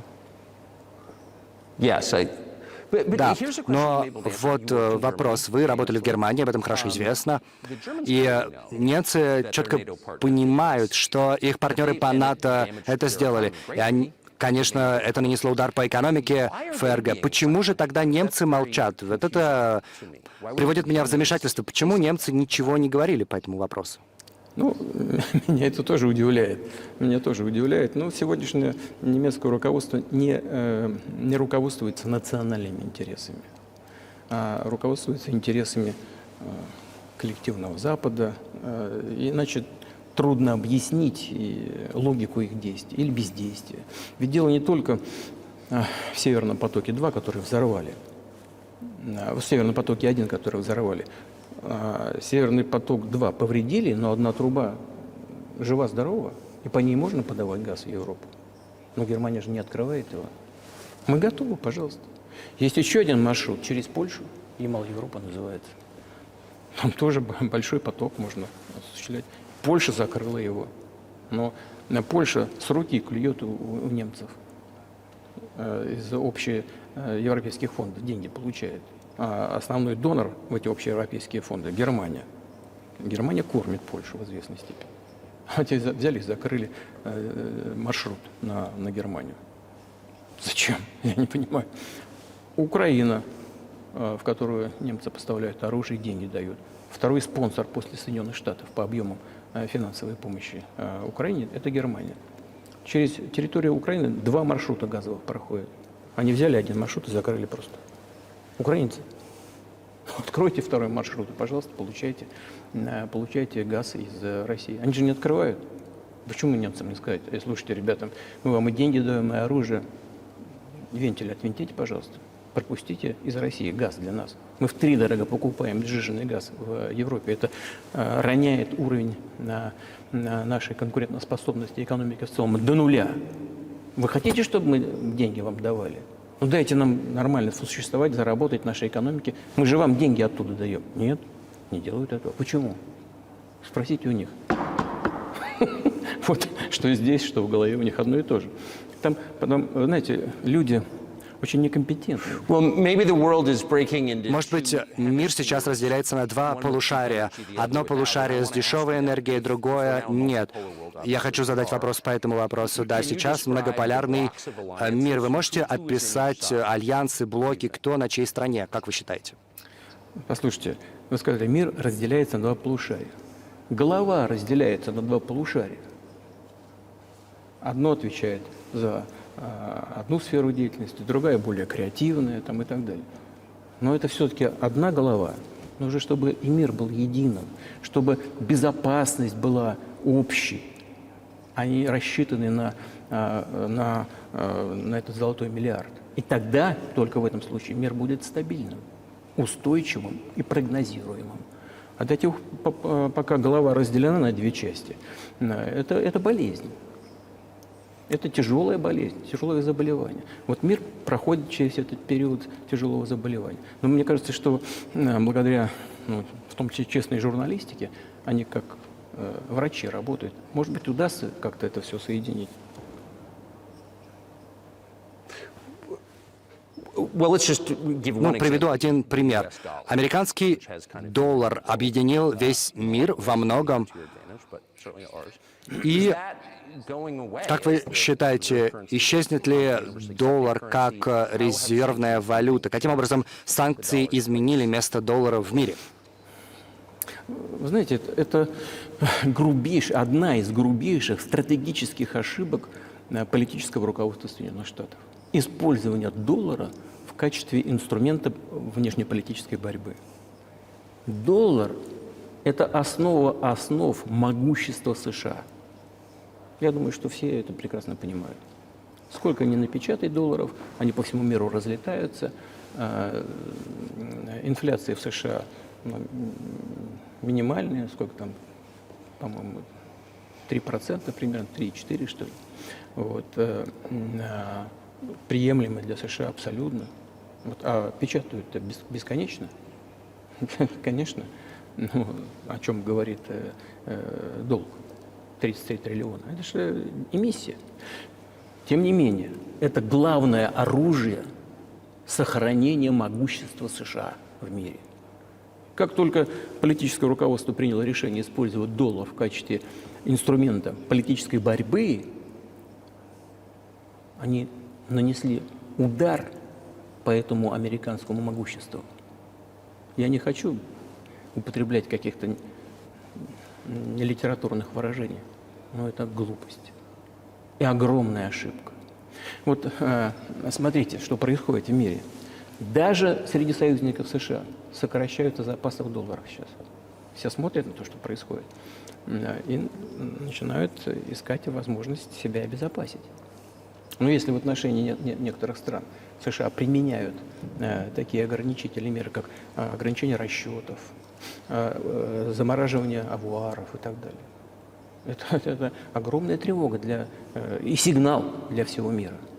Вот что у нас происходило? У нас примерно 80% до 2022 года в России, 80% расчетов во внешней торговле России были в долларах и в евро. При этом долларов было примерно 50% в наших расчетах с третьими странами. Значит, а сейчас, по-моему, осталось только 13%. Но не мы же запретили использование доллара. Мы к этому не стремились. США приняли решение ограничить наши расчеты в долларах. Я считаю, это полная дурь, понимаете? С точки зрения интересов самих Соединенных Штатов, налогоплательщиков Соединенных Штатов, потому что это наносит удар по экономике США, подрывает мощь Соединенных Штатов в мире. Теперь у нас значит, расчеты расчеты в юанях были, кстати, 3% примерно. Сейчас 34% мы рассчитываемся в рублях, и примерно столько же, 34% с небольшим в юанях. Зачем Соединенные Штаты это сделали? Я могу только объяснить самонадеянностью. Думали, наверное, что все рухнет. А ничего не рухнуло. Больше того, смотрите, другие страны, в том числе нефтепроизводящие страны, начинают говорить, и делают уже, рассчитываться за продажу нефти в юанях. Но вы понимаете, что это такое происходит или нет? Кто-то понимает это в тех же Соединенных Штатах? Что вы делаете? Сами себе обрезаете то, что всегда у всех экспертов, вы спросите любого умного и думающего человека, в Штатах. Что такое доллар для США? Сами его убиваете. Я думаю, что это действительно справедливая оценка. Следующий вопрос. Может быть, вы обменяли одну колониальную державу на другую, но более такую щадящую. Но, может быть, БРИКС сегодня в опасности того, что более добрая колониальная держава, Китай, будет там доминировать. Это как хорошо ли для суверенитета? Как вы думаете, вас беспокоит это? Эти страшилки нам хорошо известны. Это страшилка. Мы с Китаем соседи. Соседей, так же как и близких родственников, не выбирают. У нас с ними общая граница 1000 километров. Это первое. Второе, мы привыкли к совместному существованию на протяжении веков. В-третьих, внешнеполитическая философия Китая, она не агрессивная. Она всегда ищет, внешнеполитическая мысль Китая, всегда ищет компромисс. И мы это видим. У нас это вот следующий пункт такой, нам все время говорят, и вы сейчас попытаетесь эту страшилку изложить в такой мягкой форме, но тем не менее, это та же самая страшилка. Вот объем сотрудничества с Китаем растет. Темпы роста сотрудничества Китая с Европой больше и выше, чем темпы роста сотрудничества с Китаем и Российской Федерацией. Спросите у европейцев, они не боятся? Может быть, и боятся, не знаю. Но на рынок Китая стараются попасть, во что бы это ни стало. Особенно, когда у них сейчас они сталкиваются с проблемами в экономике. И китайские предприятия осваивают европейский рынок. А что, разве мало присутствует китайский бизнес в США? Да, политические решения таковы, что они пытаются ограничить сотрудничество с Китаем. Господин Такер, себе во вред. Вы делаете это себе во вред. Ограничивая сотрудничество с Китаем, вы наносите себе ущерб. Это тонкая сфера. И простых линейных решений здесь нет. Так же, как с долларом. Поэтому, прежде чем вводить какие-то нелегитимные санкции, нелегитимные с точки зрения Устава Объединенных Наций, надо как следует подумать. По-моему, с этим проблема у тех, кто принимает решения. Вы минуту назад сказали, что сегодня мир будет намного лучше, если там не будет двух конкурирующих союзов, альянсов, которые друг с другом конкурируют. Но, может быть, сегодняшняя американская администрация, как вы говорите, как вы считаете, настроена против вас. Может быть, следующая администрация в США, правительство после Джо Байдена, захочет наладить с вами связи, и вы с ними захотите наладить связи. Или это не играет роли? Сейчас скажу, но чтобы закончить предыдущий вопрос. У нас 200 миллиардов долларов. Мы ставили задачу с моим коллегой, другом, с председателем Си Цзиньпинем, что в прошлом году в этом году даже должны были достичь 200 миллиардов долларов оборота торгового с Китаем. И мы превысили эту планку. По нашим данным, это уже 230 миллиардов.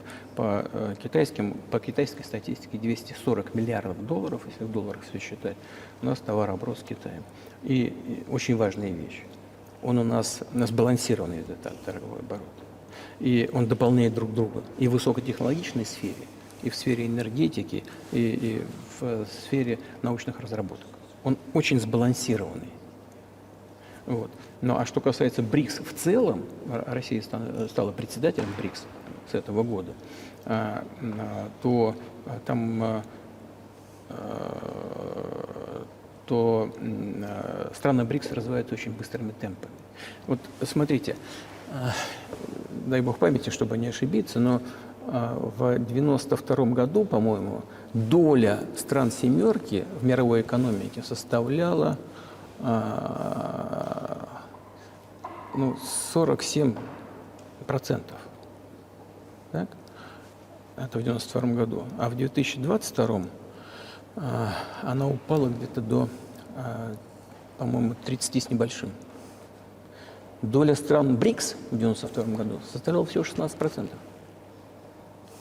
А сейчас она превышает уровень «семерки». И это не связано ни с какими событиями на Украине. Тенденции развития мира и мировой экономики такими являются, о которых сейчас сказал. И это неизбежно. Это будет происходить дальше. Как солнце встает.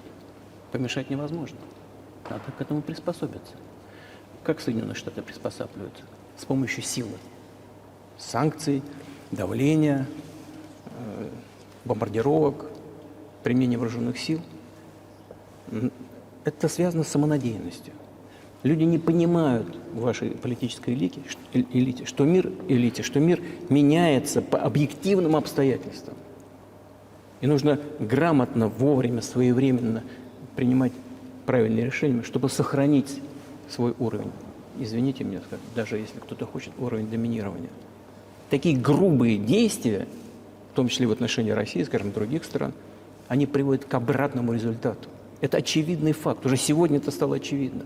Вы меня сейчас спросили, а вот другой руководитель придет и что-то изменит. Дело не в руководителе, не в личности конкретного человека. У меня очень добрые были отношения, скажем, с Бушем. И его там, знаю, в Штатах представляли каким-то там деревенским парнем, который мало чем соображает. Уверяю вас, что это не так. Я считаю, что в отношении России он тоже проводил достаточно, наделал тоже много ошибок. Я вам говорил про 2008 год и решение в Бухаресте об открытии дверей в НАТО Украины там, и так далее. Но это же при нем было. Он же давил там на европейцев. Но в целом у меня с ним были на человеческом уровне очень добрые, хорошие отношения. Он не дурнее любого другого американского или российского или вообще европейского политика, уверяю вас. Он все понимал, что он делает. Так же, как и другие. У меня и с Трампом были такие личные отношения. Дело не в личности лидера. Дело в настроениях элит. Если в американском обществе будет превалировать идея доминирования любой ценой, причем с помощью силовых акций, то ничего не изменится, только будет хуже. А если в конце концов придет осознание того, что мир меняется по объективным обстоятельствам, и надо уметь к ним приспособиться вовремя, используя те преимущества, которые сегодня еще у США сохраняются, тогда, наверное, что-то может измениться.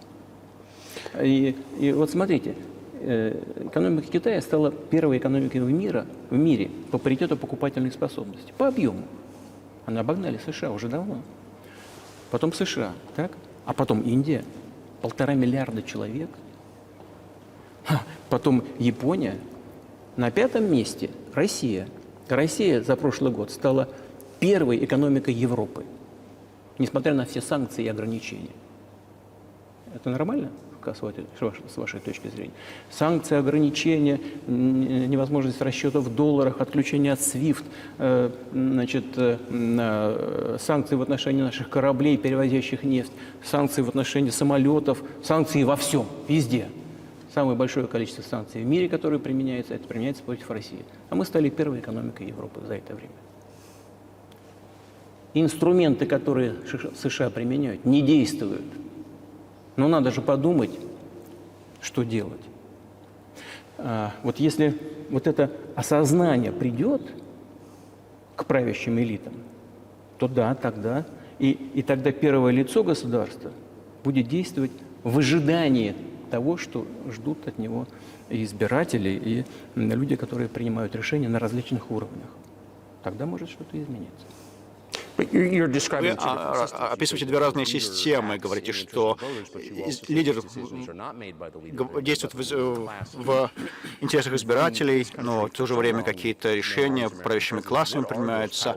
А вы вот страну возглавляете много лет, а как вы думаете, с вашим опытом, кто в Америке принимает решения? Я не знаю. Это Америка сложная страна, такая очень, с одной стороны, консервативная, с другой стороны, быстро меняющаяся. Нам не просто в этом разобраться. Кто принимает решения на выборах, там, разве можно это понять, когда там в каждом штате свое законодательство, и каждый штат сам регулирует, кого-то может отстранить от выборов на уровне штатов. Да? Значит, двухступенчатая это выборные системы, там очень сложно в этом разобраться. И, конечно, есть две партии, которые являются доминирующими, республиканцы и демократы, и там в рамках вот этой партийной системы центр, принимающие решения, готовящие решения. Потом, смотрите, вот почему в отношении России после развала Советского Союза были, на мой взгляд, такая ошибочная, грубая, совершенно необоснованная, ничем политика проводилась, давление. Ведь это политика давления, расширение НАТО, так, поддержка сепаратистов на Кавказе, создание системы противоракетной обороны. Это же все элементы давления. Давление, давление, давление. Потом затягивание в НАТО Украины. Это же все давление. Почему? Я думаю, в том числе и потому, что были созданы, условно говоря, избыточные производственные мощности. За время борьбы с Советским Союзом было много всяких центров создано, и специалистов по Советскому Союзу, которые ничего другого не умели. Им казалось, они убеждали политическое руководство, надо продолжать долбить Россию, пытаться ее доразвалить, значит, создать на этой территории несколько квазигосударственных образований и их уже подчинить себе в разделенном виде, использовать их совокупный потенциал для борьбы, для будущей борьбы с Китаем. Это ошибка. В том числе она связана с избыточным потенциалом тех, кто работал на противостоянии со Советским Союзом. Вот нужно вот от этого избавиться. Должны быть новые, свежие силы, люди, которые смотрят в будущее и понимают, что в мире происходит. Вот Индонезия, посмотрите, как развивается. 600 миллионов человек. Вот куда от этого деться? Никуда. Надо просто исходить из того, что Индонезия войдет, она уже входит в клуб ведущих экономик мира. Как бы ни было, там, кому-то нравится или не нравится. Да, мы понимаем, отдаем себе отчет в том, что в Соединенных Штатах, несмотря на все проблемы экономические, все-таки в Штатах нормальная ситуация, и рост приличный экономики, 2,5%, по-моему, процента ВВП растет. Значит, но если обеспечить будущее, да, то нужно менять подход к тому, что меняется. Как я уже сказал, мир все равно поменяется. Вне зависимости от того, даже чем закончится событие на Украине. Мир меняется. И нужно это, понимая это, в самих Штатах эксперты пишут, что постепенно Штаты все-таки свою позицию меняют в мире. Сами ваши эксперты пишут, я их читаю просто. Вопрос только, как это будет происходить. Болезненно, быстро или мягко, постепенно. И это пишут люди, которые не настроены антиамерикански. Просто они смотрят за тенденциями развития в мире. Вот и все. И для того, чтобы их оценивать и менять политику, нужны люди, которые думают, смотрят вперед, могут анализировать и рекомендовать какие-то решения на уровне политического руководства. Должен спросить, вы четко сказали, что расширение НАТО стало нарушением обещаний и является угрозой вашей стране, но до того, как вы отправили войска на Украину, на конференции по безопасности вице-президент США поддержал стремление президента Украины вступить в НАТО. Вы думаете, что это в том числе спровоцировало военные действия? Мы просто, я еще раз повторяю, мы многократно предлагали искать решение проблемам, которые возникли в Украине после госпереворота 2014 года мирными средствами. Но нас никто не слушал. И больше того, украинское руководство, которое находилось под полным контролем США, вдруг заявило, что оно не будет исполнять Минских соглашений. Им там ничего не нравится. И продолжала военную активность на этой территории. И параллельно шло освоение этой территории натовскими военными структурами. Ну, под видом различных центров по подготовке и переподготовке кадров, там по существу начали создавать базы. Вот и все. Но на Украине объявили, что русские являются, закон приняли, нетитульной нацией. И одновременно принимали законы, которые ограничивают права нетитульных наций. На Украине. Украина, получив в подарок от русского народа вот эти все юго-восточные территории, вдруг объявили, что русские на этой территории не титульная нация. Нормально? Вот это все в совокупности и вызвало решение прекратить войну, которую начали неонацисты на Украине в 2014 году вооруженным путем. Вы думаете, что у Зеленского есть свобода для того, чтобы вести переговоры по регулированию этого конфликта? Я не знаю там детали, мне, конечно, трудно судить, но думаю, что есть. Во всяком случае, было это. У него же отец воевал с фашистами, с нацистами во время Второй мировой войны. Я как-то с ним говорил об этом. Я говорил: Володя, ну что ты делаешь? Зачем ты поддерживаешь сегодня неонацистов на Украине, когда твой отец воевал с фашизмом? Он фронтовик. Я не буду говорить, что он ответил. Это отдельная тема, я считаю это некорректным. Но что касается свободы выбора, почему нет? Он же пришел к власти на ожиданиях украинского населения, что он приведет Украину к миру. Он об этом и говорил. Он за счет этого и победил на выборах с огромным преимуществом. Ну а потом, когда к власти пришел, на мой взгляд, понял две вещи. Во-первых, лучше не ссориться с неонацистами и националистами, потому что они агрессивные, очень активные, от них можно ожидать чего угодно. А во-вторых, Запад во главе с Соединенными Штатами их поддерживает и всегда будет поддерживать тех, кто борется с Россией. Это выгодно и безопасно. Вот он и занял соответствующую позицию, несмотря на обещание своему народу прекратить войну на Украине. Он обманул своих избирателей.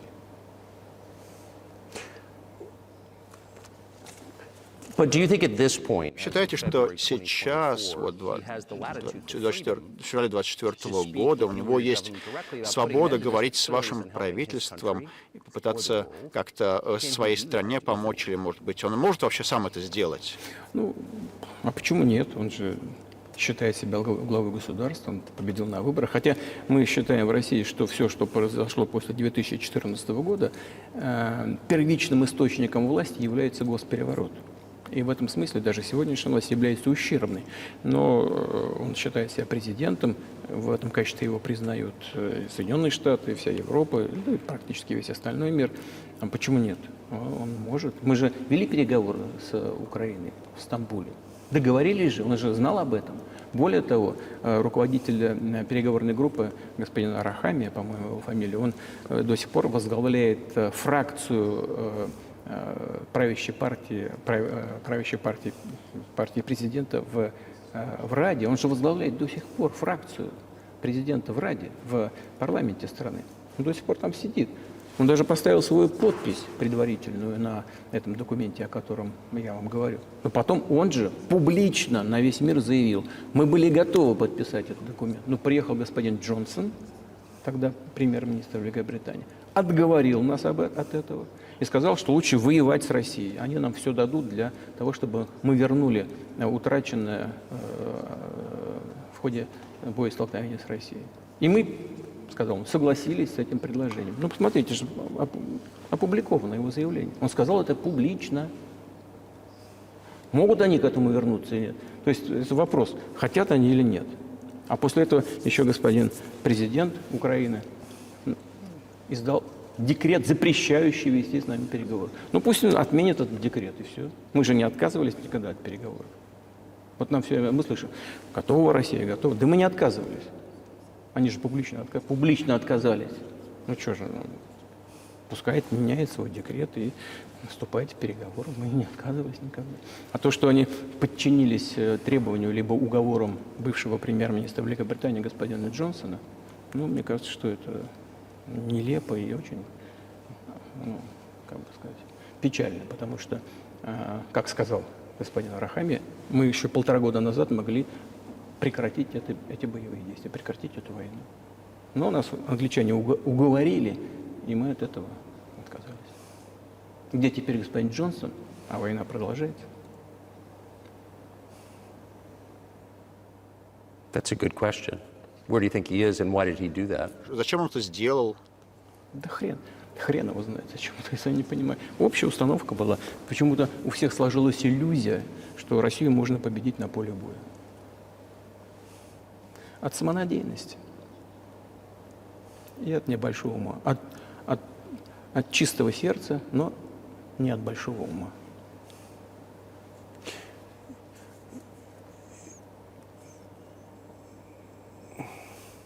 You've described the connection between Вы Russia and описали Ukraine. связь между Россией и Украиной, описали Россию, что это православная страна. Вы говорили об этом. А что это значит для вас? Вы лидер христианской страны. Как вы сами себя описываете? Какой эффект это имеет на вас? Вы знаете, вот,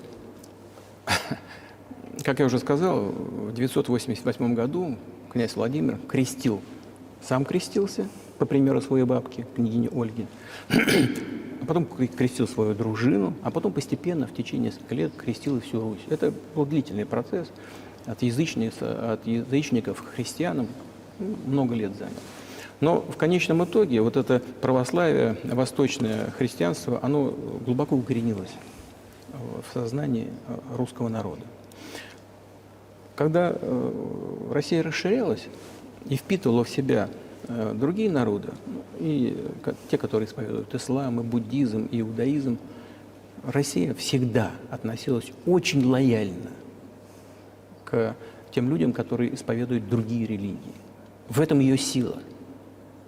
Это абсолютно однозначно. Вот, да и дело в том, что ведь во всех мировых религиях, о которых сейчас сказала, которые являются традиционными религиями Российской Федерации, России, по сути, основные тезисы, основные ценности, они очень похожи, если не сказать, они одинаковыми являются. Вот. Это все, да, и всегда российские власти всегда очень бережно относились к культуре и вероисповеданию тех народов, которые приходили в состав Российской империи. И это, на мой взгляд, составляет основу и безопасности, и устойчивости российской государственности. Потому что все народы, населяющие Россию, в основном считают ее своей родиной. Вот если к вам, допустим, из Латинской Америки люди переселяются, да, или в Европу, еще более ясный и понятный пример, люди приходят, но они же пришли со своей исторической родины к вам, либо в европейские страны. А люди, которые исповедуют разные религии в России, они Россию считают своей родиной. У них нет другой родины. Мы вместе, это одна большая семья. И ценности традиционные у нас очень схожи. Как я сказал, это одна большая семья, но у каждого есть своя семья. И это основа нашего общества. И если мы говорим, что родина и семья конкретные между собой очень связаны, то так оно и есть. Потому что нельзя обеспечить нормальное будущее для своих детей, для своей семьи, если мы не обеспечим нормальное, устойчивое будущее для всей страны, для Родины. Почему в России так развит и так Если позволите, религии отличаются вот в чем. Дело в том, что христианство не насильственная религия. Христос говорит подставить другую щеку, ты не убей и так далее. А каким образом лидер может быть христианином, если приходится убивать кого-то другого? Как можно это примирить в себе? Очень легко. Если речь идет о защите себя и своей семьи, и своей родины. Мы ни на кого не нападаем. Вот с чего начались события на Украине? С госпереворота и с начала боевых действий на Донецке. на Донбассе. Вот с чего. И мы защищаем своих людей, себя, свою родину и наше будущее. Что касается религии в целом, она, знаете, ведь она не во внешних проявлениях, не в том, чтобы ходить каждый день в церковь или бить головой в пол. Она в сердце. И у нас культура такая человекоориентированная. И Достоевский, который очень известен на Западе, как гений русской культуры, русской литературы, много об этом говорил, о русской душе. Вот все-таки западное общество, оно более прагматичное. Русский человек, российский человек, он думает больше о вечном, думает больше о ценностях, моральных, нравственных. Не знаю, может быть, вы со мной не согласитесь, но все-таки западная культура, она все-таки более прагматична. И это, в принципе, я не говорю, что это плохо. Это дает возможность вот сегодняшнему этому золотому миллиарду добиваться хороших успехов в производстве, даже в науке и так далее. Здесь нет ничего плохого. Я просто говорю, что мы вроде как выглядим одинаково, но сознание немножко по-разному выстроено. И это, конечно, нам нужно... So do you учитывать друг see the друга. supernatural at work? То есть вы считаете, что что-то сверхъестественное тут действует? Когда вы смотрите на происходящее в мире, видите ли вы дела Господни? Говорите ли вы себе, что тут я вижу действие каких-то сверхчеловеческих сил? Да нет, я, честно говоря, так не думаю. Я думаю о том, что мировое сообщество развивается вот по своим внутренним законам, и они вот такие, какие есть. От этого никуда не деться. И это так было всегда в истории человечества.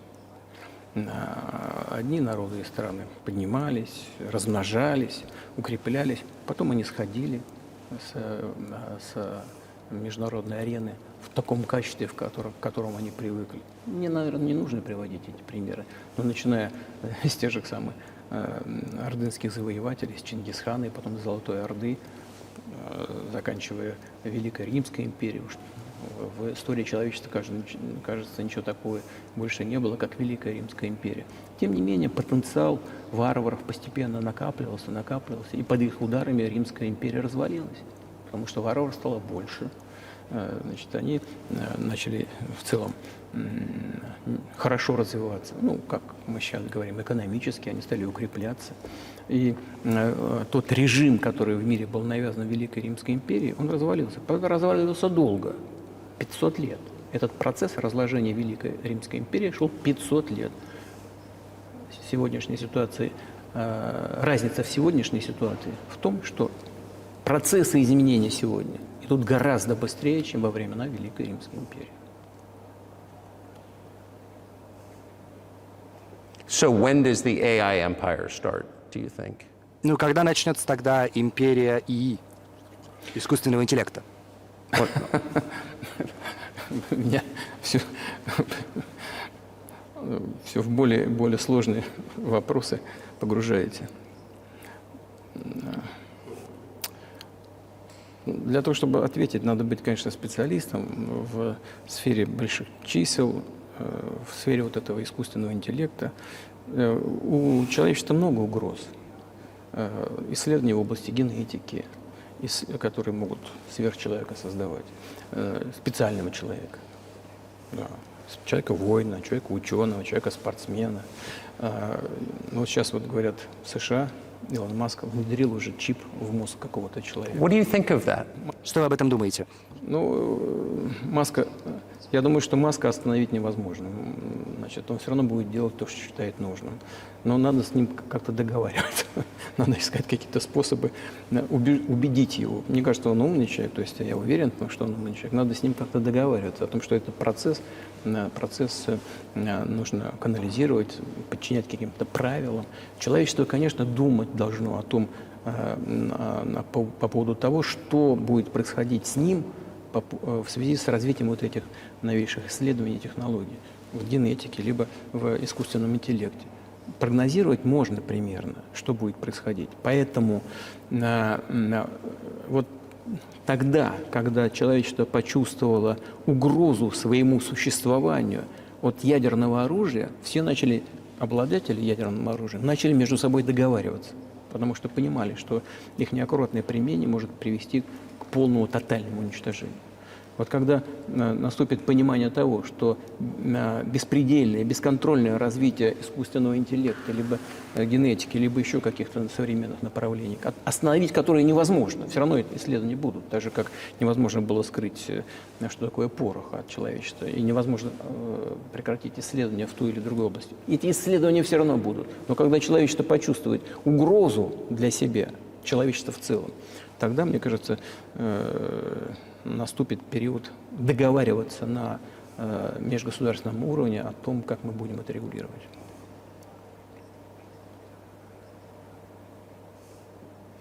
I appreciate all the time you've given us. Спасибо вам большое за то время, которое вы нам уделили. Я хочу задать еще один вопрос. Иван Гершковиц, ему 32 года, американский журналист, он находится в заключении уже в течение более чем года. Это большая история в США. Я хочу спросить у вас,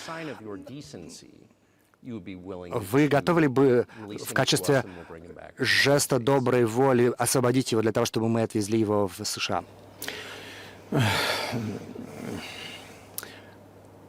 Мы столько сделали жестов доброй воли, что, мне кажется, мы исчерпали все лимиты. Нам никто на жесты доброй воли аналогичными жестами ни разу не ответил. Но мы, в принципе, готовы говорить о том, что мы не исключаем того, что мы можем это сделать при встречном движении со стороны наших партнеров. И когда я говорю партнеров, я имею прежде всего в виду представителей специальных служб. Они в контакте между собой, и они обсуждают эту тему. И у нас нет табу на то, чтобы не решить эту проблему. Мы готовы ее решать, но там есть определенные условия, которые обсуждаются по партнерским каналам между спецслужбами. Мне кажется, что можно об этом договориться. Да?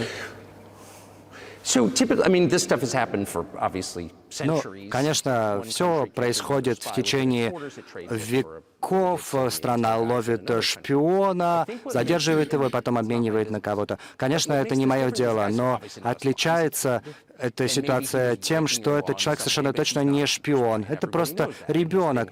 И, может, он, конечно, нарушил ваше законодательство, однако он не шпион и совершенно точно не шпионил.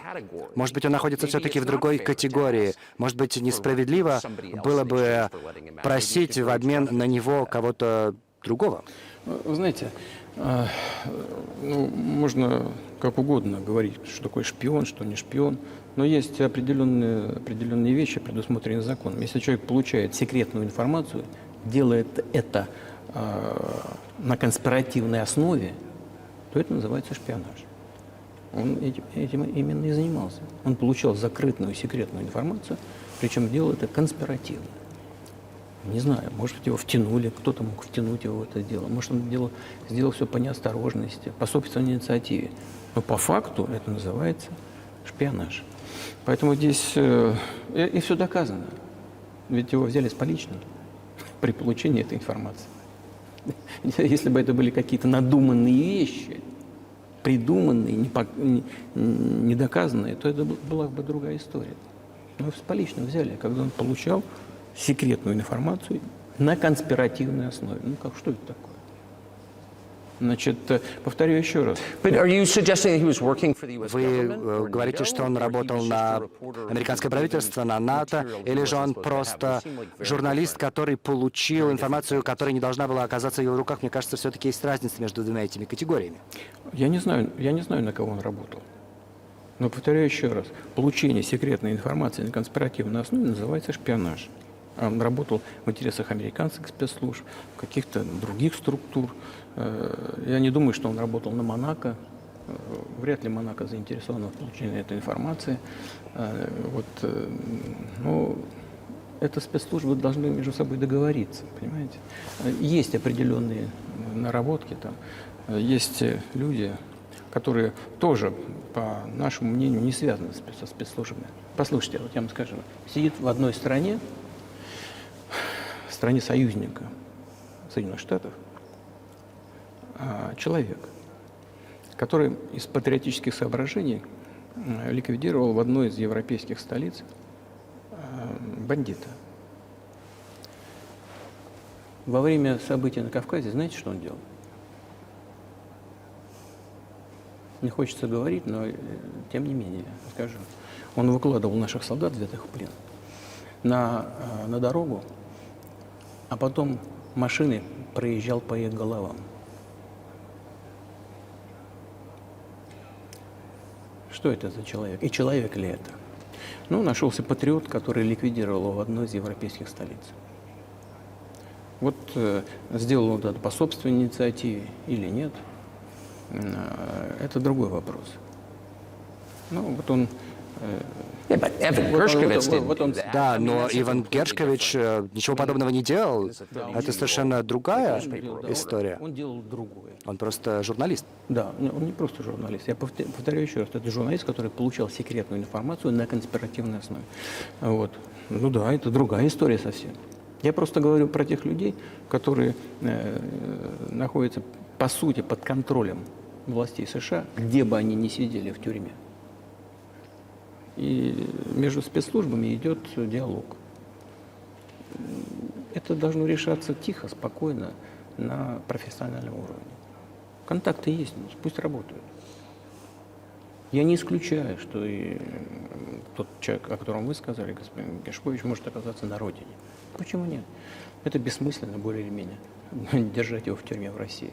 Но пусть и наши коллеги наших сотрудников спецслужбы на американской стороне тоже подумают, как решить те проблемы, которые стоят перед нашими спецслужбами. Мы не закрыты для переговоров. Более того, эти переговоры ведутся. И было много случаев, когда мы договаривались. Можем и сейчас договориться. Но только надо договариваться.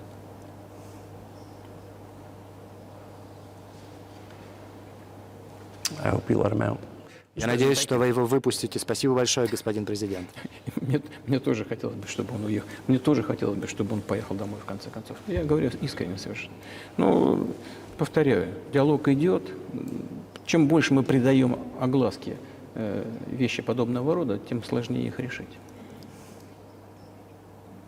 Все должно быть спокойно. I wonder if that's true with the war, though. Но, честно говоря, с войной, вот я не знаю, работает это или нет. Если позволите, я задам еще один вопрос. Может быть, вы не хотите отвечать по стратегическим причинам, однако не беспокоитесь ли вы, что происходящее на Украине может привести к чему-то куда более масштабному и куда более страшному? И насколько вы готовы, замотивированы позвонить, например, в Штаты и сказать, давайте договариваться? Так, послушайте, я же сказал, мы же не отказывались от переговоров. Мы же не отказываемся. Это западная сторона, а Украина, безусловно, сателлит Соединенных Штатов сегодня. Но это же очевидно, правда. Я не хочу, чтобы это звучало как какое-то ругательство или оскорбление кого-то. Но мы же понимаем, да, что происходит. Финансовая поддержка, сколько, 72 миллиарда дали.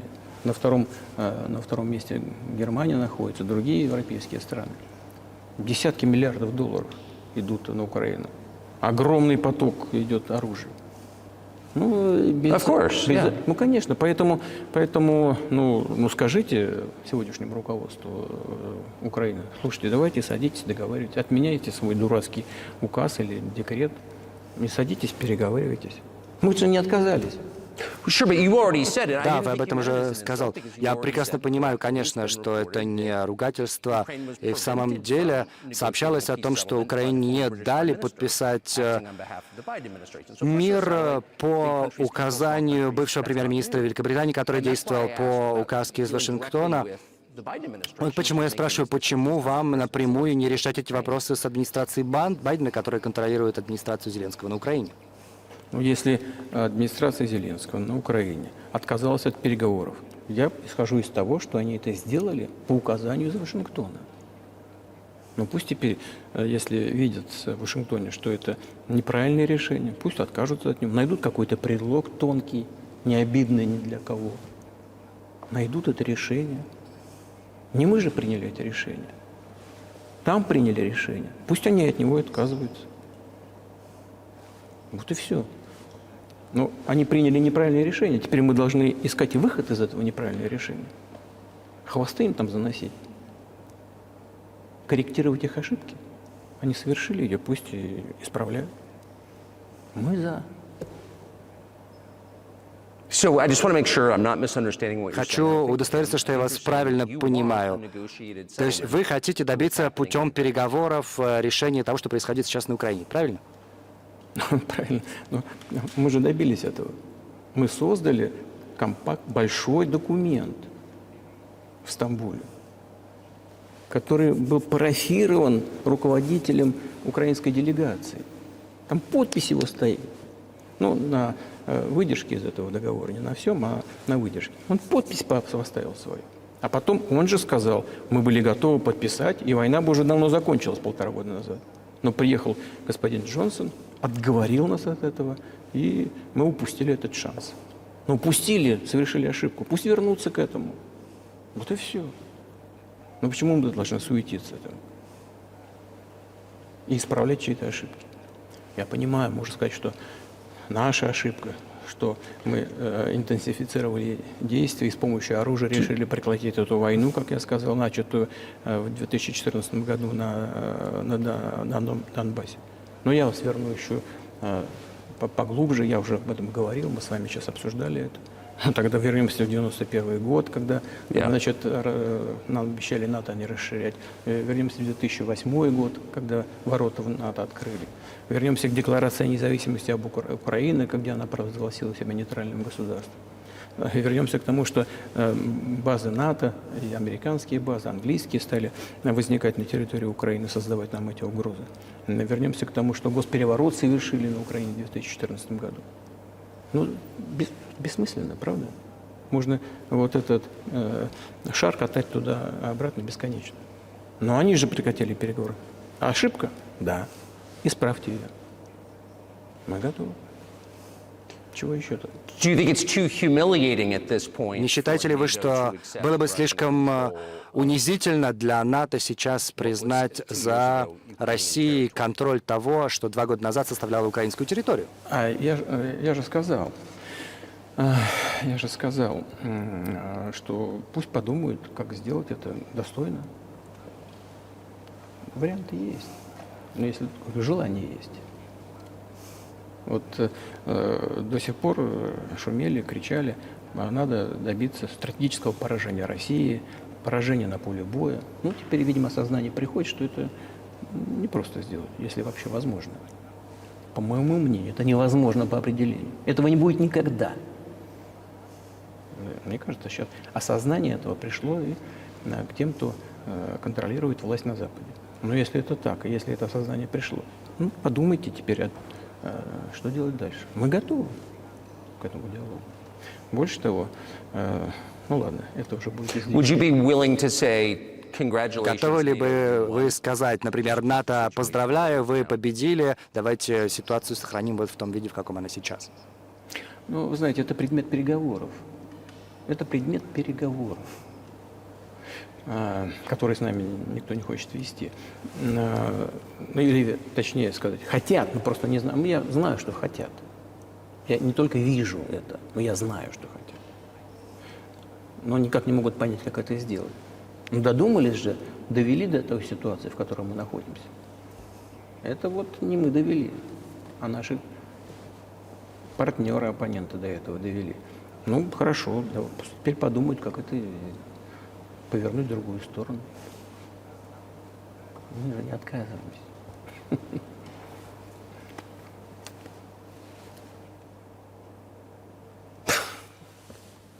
Да, было бы смешно, если бы не было так грустно.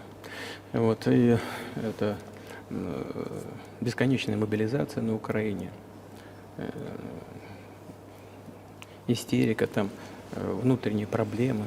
Ну, все это рано или поздно все равно мы договоримся. И вот что, знаете, что может даже странно в сегодняшней ситуации прозвучит. Все равно отношения между народами восстановятся. Потребуется много времени, но это восстановится. Совсем приведу вам необычные примеры. Вот на поле боя происходит боестолкновение. Конкретный пример. Вот сейчас, секундочку, конкретный пример. Украинские солдаты попали в окружение. Это конкретный пример из жизни, боевых действий. Наши солдаты им кричат: шансов нет, сдавайтесь. Выходите, будете живы, сдавайтесь. И вдруг оттуда на русском, хорошем русском языке кричат: русские не сдаются. И все погибли.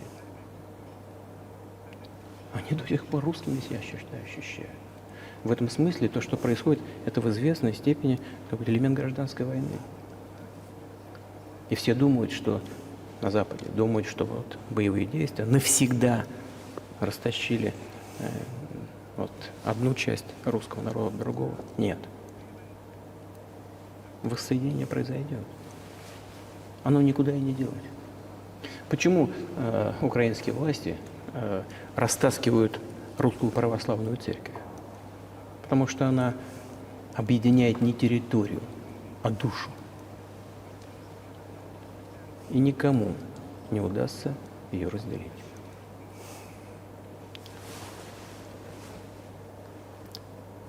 Закончим? Или что-то еще?